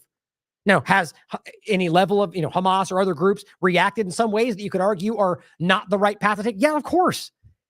But as always, legal resistance within the legal construct of that law. And that's the point to make. So here, we're going to show you a clip that you've probably already seen of two Jewish podcasters saying the quiet part out loud. And now coming back around and going, you took us out of context. No, you really didn't. Which shows you that they know somewhere that they're wrong, or at the very least that they know that you seeing them say that is bad for their image, which means that at the very least they know that you know, or you think that it's wrong. It is wrong. As Ryan says, I encourage you to watch this and get a window into the Israeli mindset. Made me sick. People in Israel, if you go, I think he just writes it out. I'm going to let you listen to it. Here's Owen Jones. I'll read that next, actually. I would, if you gave me a button to just erase Gaza, every single living being in Gaza would no longer be living tomorrow, I would press it in a second. Wow. That's just, I think most Israelis if that's agree. The choice. Yeah. Yeah. Mm-hmm. No, even if it's not like right now. Yeah, no. I would press it right now. Mm-hmm. Right. So if that's the choice, trying to add some kind of qualifier, it doesn't matter how you frame this. Your idea is that we would kill all of them if I had the option.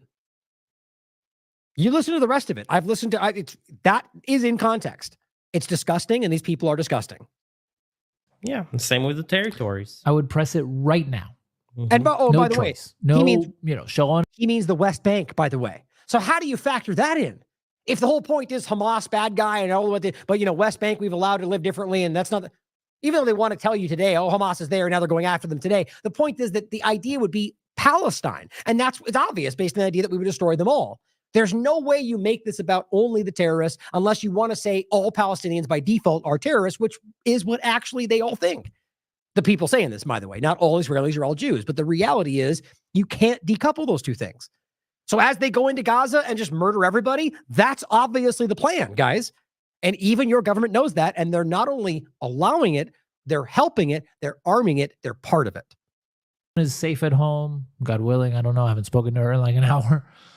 No, I'm saying for the chance. Yeah. Yeah. I would press it right now. Give me that button and press it right now. There you go. And I think most Israelis would. Yeah. Most Jewish Israelis. They wouldn't post. They wouldn't talk about it like I am. Mm-hmm. They wouldn't post. They wouldn't say I pressed it. Yeah. But they would. They don't have balls of steel like you. They would, but they would press it. You right? Yeah, balls of steel. Right now, he's trying to walk it back. I would take it out of context. Yeah, real tough. Right. The bottom line is it's obvious. It's genocidal, whether it's engineered or not. I would kill them all. That's the only way you could take that. Like if they were in a closet alone, they wouldn't even hesitate. Mm-hmm. Someone came to them and said, "No one will know. You press this, all the Palestinians are gone." Yeah, and you know what that means? That means you're disgusting. The main point they're to realize about people, you are the actions you take when you think no one's looking. That's who you are. He's telling you right now. If I'll do it. The bottom line is that even if you do it in the quiet where nobody would see you, that's more who you are than anything else. And as you're jokingly talking about this, children are starving to death. As you're making fun of this and laughing about it, kids were literally just blown to pieces by Israel. That's the reality. You'd be like, fucking hey, is there another one? Is there another one? You can't pretend for 1 second that is anything other than exactly what they think. When were you in Gaza?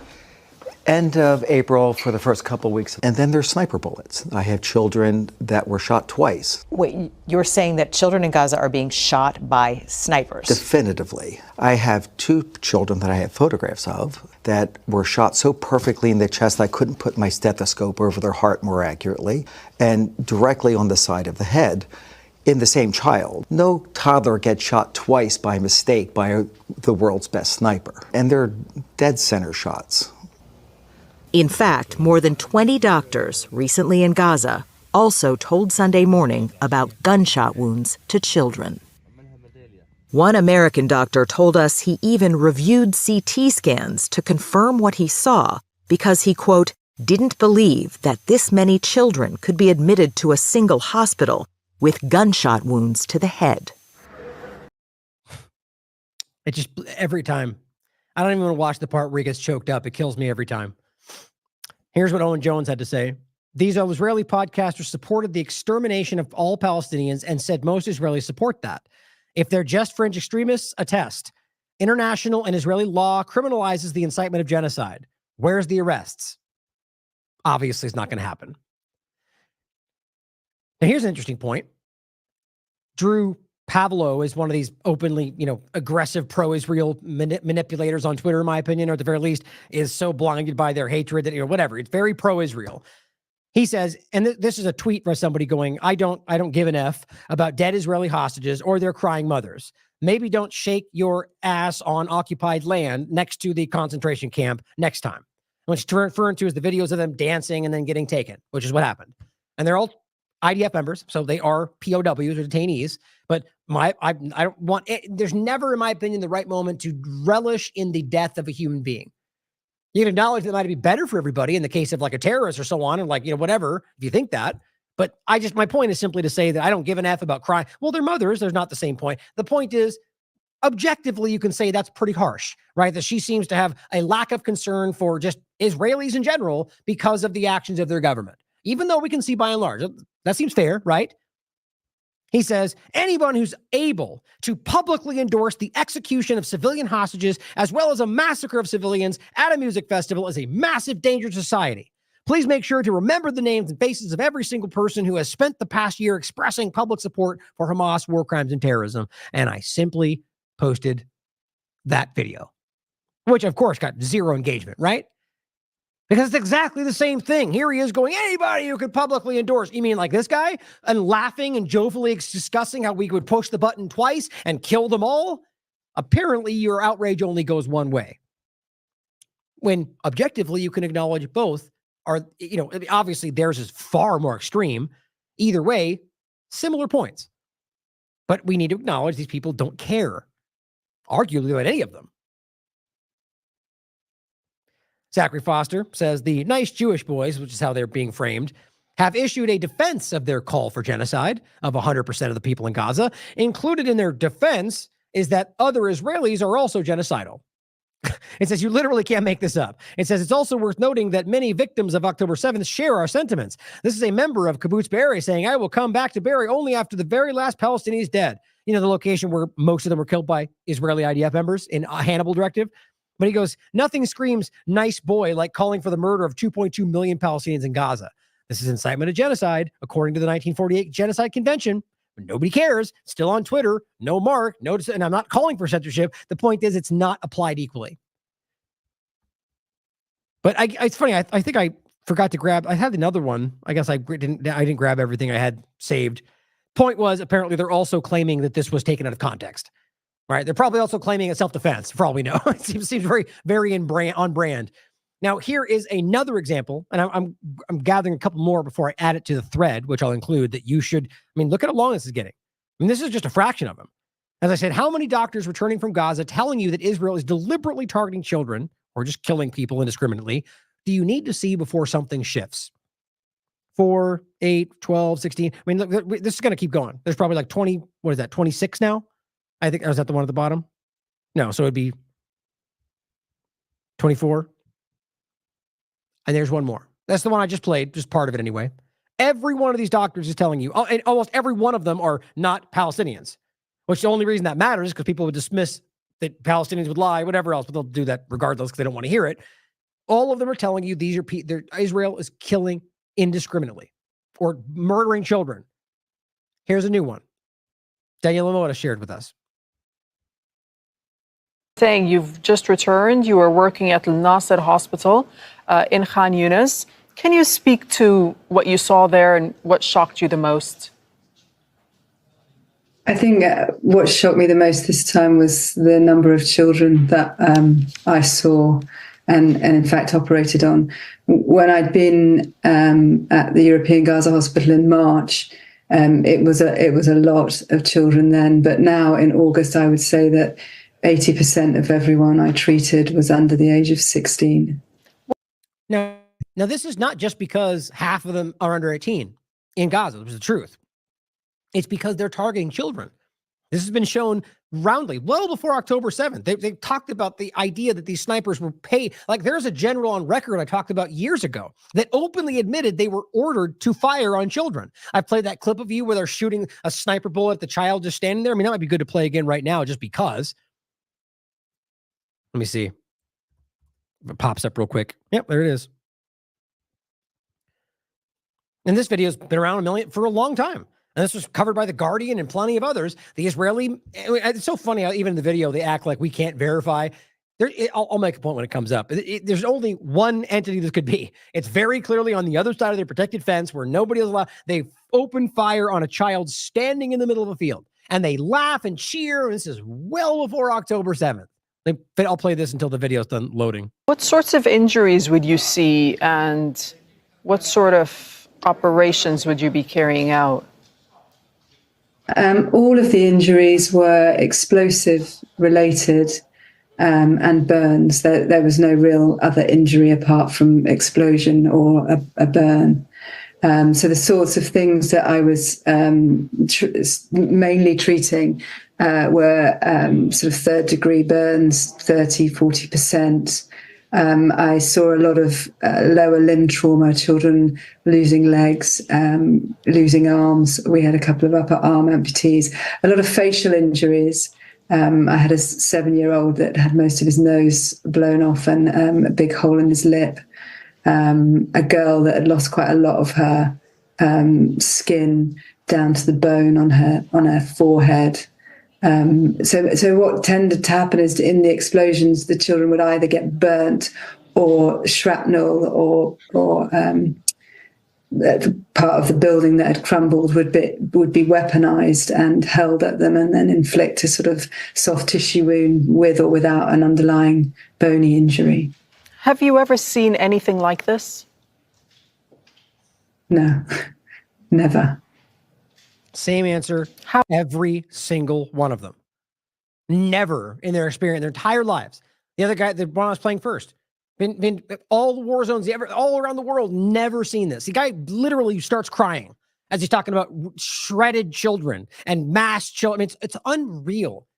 Every time we go over this, how this has ever been continued. I mean, even that it began and their governments were supporting it, but the fact that we've gone almost a year, an entire year of not just ignoring it, but funding it, supporting it, telling you that it's the right thing. Well, we all know that's not true.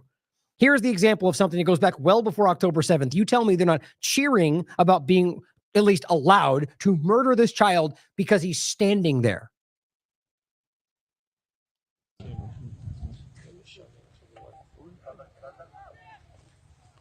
See, that's my point for the podcast is The Guardian was unable to verify the authenticity. Really? From a sniper window from on the other side of a protected fence that's only in Israel that clearly we know exists. I mean, it is verified. It's exactly what it is. It's been roundly discussed and reported on for a long time now. This is an Israeli sniper aiming at the other side of the protected fence where all the protests were happening, where they just murder the child because they wanted to and they recorded it. It says, do you have a bullet in the barrel? That's on him. I got him.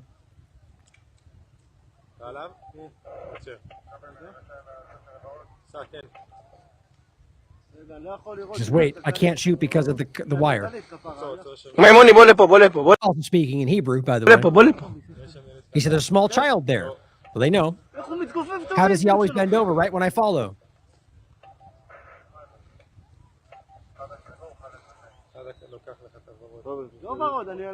Not the pink, I'm on the blue. Shot.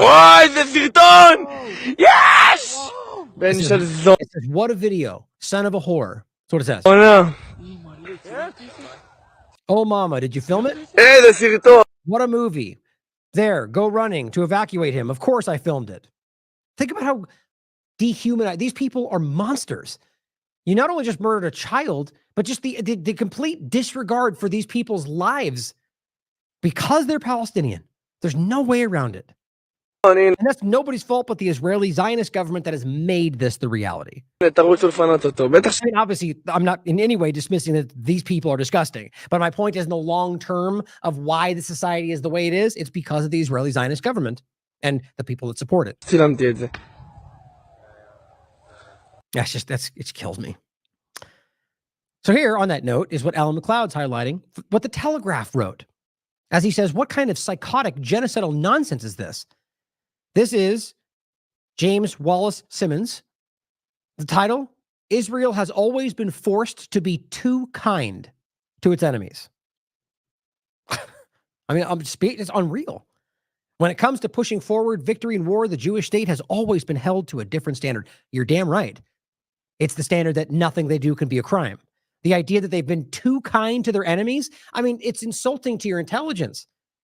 The open, even what Israel claims is the opposite of that. It's unbelievable that anybody could put this forward. Either this guy is so aggressively blinded by the story because of whatever interest, whatever influence, whatever blackmail, or he's just lying for Zionism.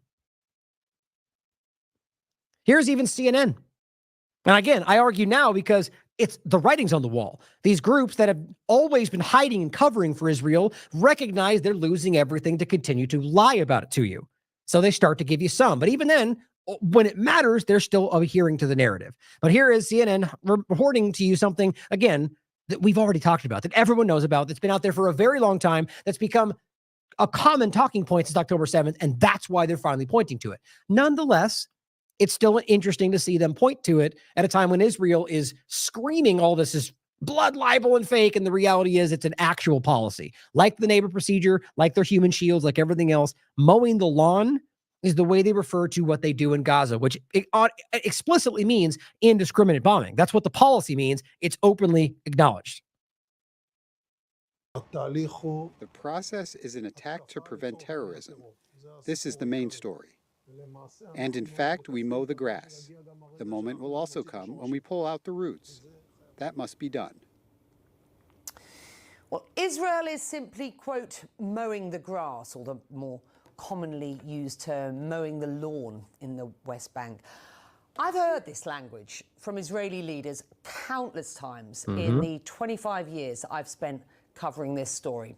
Funny how you've never brought it up before, though, right? It shaped a core part of Israel's military strategy to. Isn't that sort of like what's her name saying, we all knew about Epstein? Yeah, but no one said anything till now. Towards Palestinians. And it's a term regularly used to describe IDF offensives in Gaza. Take a listen to Naftali Bennett speaking in 2018. In our neighborhood, he who does not mow the grass mows him.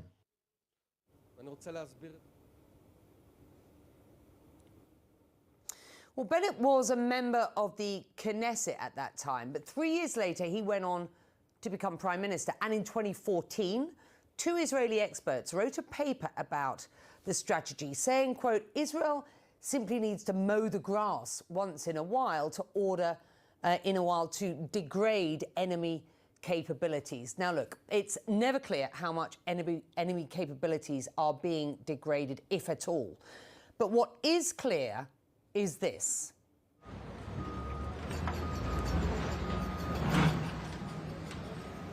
West Bank for podcast. That term completely dehumanizes Palestinians in the occupied West Bank, whose homes have been turned to rubble. And indeed, the nearly 2 million who call Gaza home. We're talking about real people, not a plot of grass to be trimmed. Recently, Yoav Gallant has opposed Prime Minister Benjamin Netanyahu's insistence on prolonging the war in Gaza. And yet, like similar references he's made in the past, he maintains this policy, underscoring the grim reality. A suggestion that this idea is systemic. No catchphrase, no matter how catchy it may sound to some in Tel Aviv, will make the catastrophe unfolding before our eyes acceptable or any easier to You know, it's funny. digest. Almost the way she's putting this forward, it's almost insulting in itself. Like, you know, almost makes you think that it's like you're like 40 years too late. Obviously. I mean, it's so like maybe the genocide happening after that might give you indication that not just maybe, but absolutely is. I mean, they are indiscriminately murdering people. 972 Magazine, the Lavender, Habsora, all these different AI programs. I mean, IDF whistleblowers, everyone has told you the same thing. Doctors seeing it, but yeah, maybe kind of, we're not sure. Bull BS. Almost cussed right there. Here is Amnesty International. The Israeli military's campaign to significantly expand a buffer zone along the eastern perimeter of Gaza should be investigated as a war crime of wanton destruction and collective punishment. One after another. Because it is, they are, and it has been for a very long time. And Amnesty and Human Rights Watch have been calling it out for years, but nobody cares. It's all subjective until the U.S. government goes, we'll investigate, and it never does. Here's Derek Rose, and this is what we need to see more of. And by the way, it's everywhere. You're just being lied to about people and ignoring these things from the corporate media, but there are Jews all around the world using moments like this when they know it's not popular in that room, largely, despite the fact that you can see a lot of the left side of the conversation, at least calling out the genocide. Most of these people still arguably see Israel as the ally because that's good duopoly, two-party illusion policy. But as Derek says, every time someone breaks the silence, it becomes harder for the public and politicians to make excuses to choose ignorance. This is a Jewish filmmaker, Sarah Friedland, at the Venice Film Festival. Here's what she had to say. American artist working in a time-based medium, I must note, I'm accepting this award on the 336th day of Israel's genocide in Gaza and 76th year of occupation.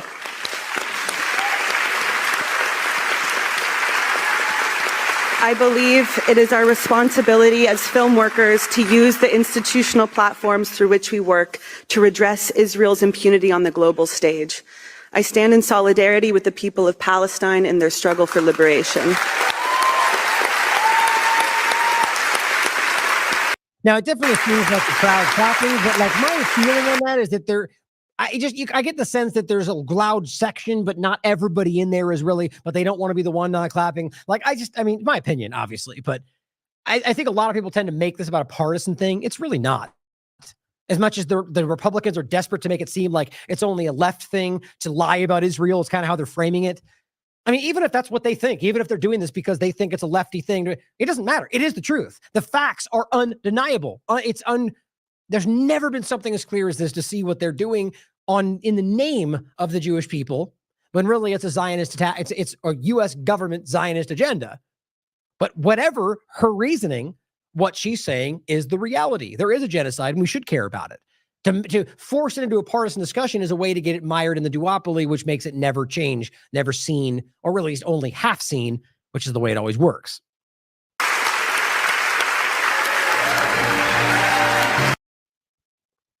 So Ryan Grimm adds a point I didn't want you to miss. The viral story you may have heard of an Israeli man ending his own life because he witnessed a rape on October 7th has now been publicly confirmed as a hoax by Israeli media. Added to the growing list. Credit to the Israeli reporters who confirmed it. The story didn't square on its face for lots of reasons, yet it was shared by many prominent journalists anyway, like every other time. Beheaded babies and all the rest of it. Then went to Biden himself, which I can guarantee Trump would have repeated if he was the one in power. That's my opinion, but you know that's true based on his blind support for Israel. Adam point. Oh, this is the reporter for Channel 13, editor of the Channel 13 network, and he's the one telling you that it is a confirmed hoax. But you're not going to hear that reported on, followed up by all the liars on the corporate media or the liars in mainstream alternative media or all the liars on the social media platforms, just like all the rest of them. Now, on that point about rape, I'll include this for you. Here's Pramila Patent, who was used by Israel, lied about in regard to her investigation, which explicitly, we'll watch the clip. I'm not going to play it for you again. It's about 5 minutes. where she openly states this was not an investigation. We did not conclude fault. We ultimately gathered what they gave us, and then within that discovered multiple lies. Ultimately, it did not conclude anything. That's what she states. It wasn't even a real investigation. What we need is a real investigation. And then what they do, they go, she proved it. She said it's all the evidence we need. They lied. And that later came out because all of their lies clearly do, because they're desperate. And why I'm bringing this up now. Oh, wait.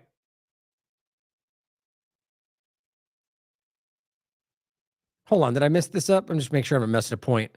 No, I think, okay, I'm misremembering. I thought I had a secondary point that was going to come after that. Anyway, then the point ultimately then becomes, which I was going to add after the fact, but the point is that the claim about the rape, right? The whole point of it, that the person even killed them. So not only is it a lie, but then it ends up being a lie on top of a lie about person killing themselves because they saw the rape, which ultimately was fabricated to make it, that's a secondary point to then go see that proves it. Sort of like putting out false claims, then having another network cover those claims, and then going, see, they called it, they said it, now there's more facts. No, it's just another network pointing out the same lies. And that is the reality around this. Oh, well, here's what I was going to come to. Pramila Patton says sexual violence, especially in detention only, constitutes grave violation of human rights. So now it's turned back around. And now what is she saying? Palestinian detainees are being raped. Well, look at how that worked out. I find that ridiculous and hilarious at the same time. But coming back to more lies, here's Aviva Klampas lying again. Surprise, surprise. Now this is about people being interrogated and saying things that they want them to say. Here's a Jerusalem Post article. Gazan, quote, journalist reveals he's actually a terrorist in IDF interrogation, says KAN. I mean, really? Like, again, screenshot, no more information. There's a reason for that. But she goes, is a surprise to nobody. I simply said, you're a clown and a genocide-supporting dishonest one at that. I hope you're desperately unhappy as you gaslight for rapists, torturers, and murderers. Interesting, all the claims you baselessly threw out right at the beginning, all of which has been proven false by Israeli media. And just included some important things. Here's the Haaretz article from 2022. Tortured into confession. 2 Palestinians recount hellish interrogation. From Haaretz. B'Tselem, Israeli platform. Torture during interrogations. Testimony of Palestinian detainees. Testimony of interrogators who admit that they tortured them. Here's I-24. Israeli court says Shin Bet pressured man to give false testimony. This is all Israeli media, by the way. Here's Democracy Now! Israel accused of running torture camps as video emerges of soldiers raping Palestinian prisoners. Point, guys, it's all over the place. And here's all the links that and more, by the way. Here's Amnesty International. Here's Human Rights Watch. All of which giving you the same information.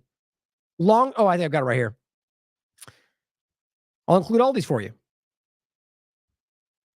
There's Human Rights Watch, interrogation of Palestinian prison from occupied territories. There's Amnesty, horrifying cases of torture and degrading treatment of detainees. Tortured confessions. Torture during interrogations, testimony. That's what I showed you. And then here's just, by the way, just a running confession through torture IDF. I mean, it is unreal how many you could find. But it doesn't matter, right? Because this works for us. We kidnapped a guy, made him say what we wanted, and then put it out there as, see, that's what all the journalists are that we've been murdering with no justification. Anyone surprised? These people are embarrassing. They're so desperate that they'll put out anything they want to share you, to push a narrative. And here's the point about that coming back around. Aviva Klampas, who's been pushing the rape lie from the beginning, the very person they're pointing to is now coming around and admitting that, yes, they're raping people in detentions in Israeli prisons. Here is Arsen Ostrovsky, one of the other manipulators. He's apparently a fake international human rights lawyer. I say that because how could he be with what he keeps pushing? And I guess you can go through the classes and or the school and not actually be a human rights person. But here's another post. IDF detains terror suspect embedded with UN team. Same point. And he says, shocked, just shocked that Palestinian terrorists will be embedded with a UN team. Nothing about this is proven other than Israel says they were that. You know, the same Israel that said all the other things that we just proven to be lies. Again, I don't know what else to call this, but desperation. But here's where this gets really disgusting. This was on September 9th. You know what they're using this to hide? The fact that they straight up murdered about 11, I think, UNRWA employees. Now, let's not forget that nobody has yet proven, because it doesn't exist, that UNRWA 1 was working with them on October 7th, or that they are involved with Hamas at all. Even the US and Canada have come out and said, you have yet to present any evidence. And then nothing has happened since. That's where we are. Don't forget that. I think I can have one at least come up here. Yeah, there's one. I mean, I've shown you so many. Israel yet to provide evidence to back UNRWA claims. I mean, it's everywhere, guys, and they just keep lying about it. I'll include that for you. The reason I bring it up is because here's what's going on now. Oh, one more point. So this is Eye on Palestine. And this goes back to the point about WhatsApp, Telegram, these kind of things. But in this case, it's really just phone calls using the same way. My point is using all these things to sort of pinpoint locations and use that to murder, abuse. Israeli forces have been using deceptive tactics by calling Palestinian civilians, mainly women, under the guise of international aid organizations. So now we've seen them dress up like aid organizations and murder people. We've seen them use their cars with U.S. help to drive in and murder people. We've seen them murder and assassinate anybody going to try to get the aid from trucks they're manipulating. Now we have them calling, pretending to be aid workers, then killing them for doing so, for answering, apparently. After extracting their personal information, they target these civilians in airstrikes. This is a journalist on the ground breaking this down for you. Here, Zionist Observer breaking this down from another post from, this was what's a journalist on the ground as well. We've talked about him before, Abu Bakr Abed. 11, and this is on September 11th, mind you. Surprise, surprise. 11 UNRWA workers have been killed in an airstrike on an UNRWA school, or at least adjacent to it at this refugee camp. There's not even like an effort to make, like, say they were all terrorists. That's why the other story just becomes, well, there was a terrorist around because we said so. Point is, IDF apparently targeted very specifically a meeting of teachers working to figure out a way to provide education to children in Gaza this year. They literally having a meeting about how to have some semblance of education. I guarantee they got wind of that, murder these people. That's my opinion, but not the murdering. Why they did it. Either way, they murdered these teachers. Here they are. They're going to do their best to try to tell you they're terrorists, like always, but 99% of the time, and I really just whether they're Hamas or not is the point, but 99% of the time, they've been shown to be wrong or lying or torturing people to say what they want. And let's not forget, that happened right in the beginning. Remember when they had all these people in whatever clothes, whatever those weird rags they were wearing, they were shaking and they were like, tell me what happened. Oh, we raped everybody and we killed all the children. And turns out all of those were false because their own media proved it to be false. Everything they were saying, beheading babies, they made them say all this on the record. And now we know that's not true. And yet we can't piece together that they might be doing it again. Muhammad says, Israeli soldiers in Gaza surrounded a UN convoy with tanks, rammed it with a bulldozer, dumped dirt on one of the UN vehicles to trap the staff inside. The UN staff were on their way to help administer polio vaccines. And I've seen this as well. This is crazy to me because ultimately, probably in their best benefit to not get these dangerous shots. But here's what's crazy is Israel's pointing at that as how they're helping everybody. And yet then they let them go in and they murder them for trying. It's very interesting. Now the details here you can read for yourself. I'm just now realizing I'm almost at 4 hours and I have a whole bunch I want to get to, so I'm going to have to save some for tomorrow. But here, of course, is what they end up with. This is the former editor of the Jerusalem Post. He says, Israel has confirmed, which means they're saying Israel said, that's all it means, the identities of 9 Hamas terrorists killed in the airstrike that targets a command. Okay, here's what's hilarious about this.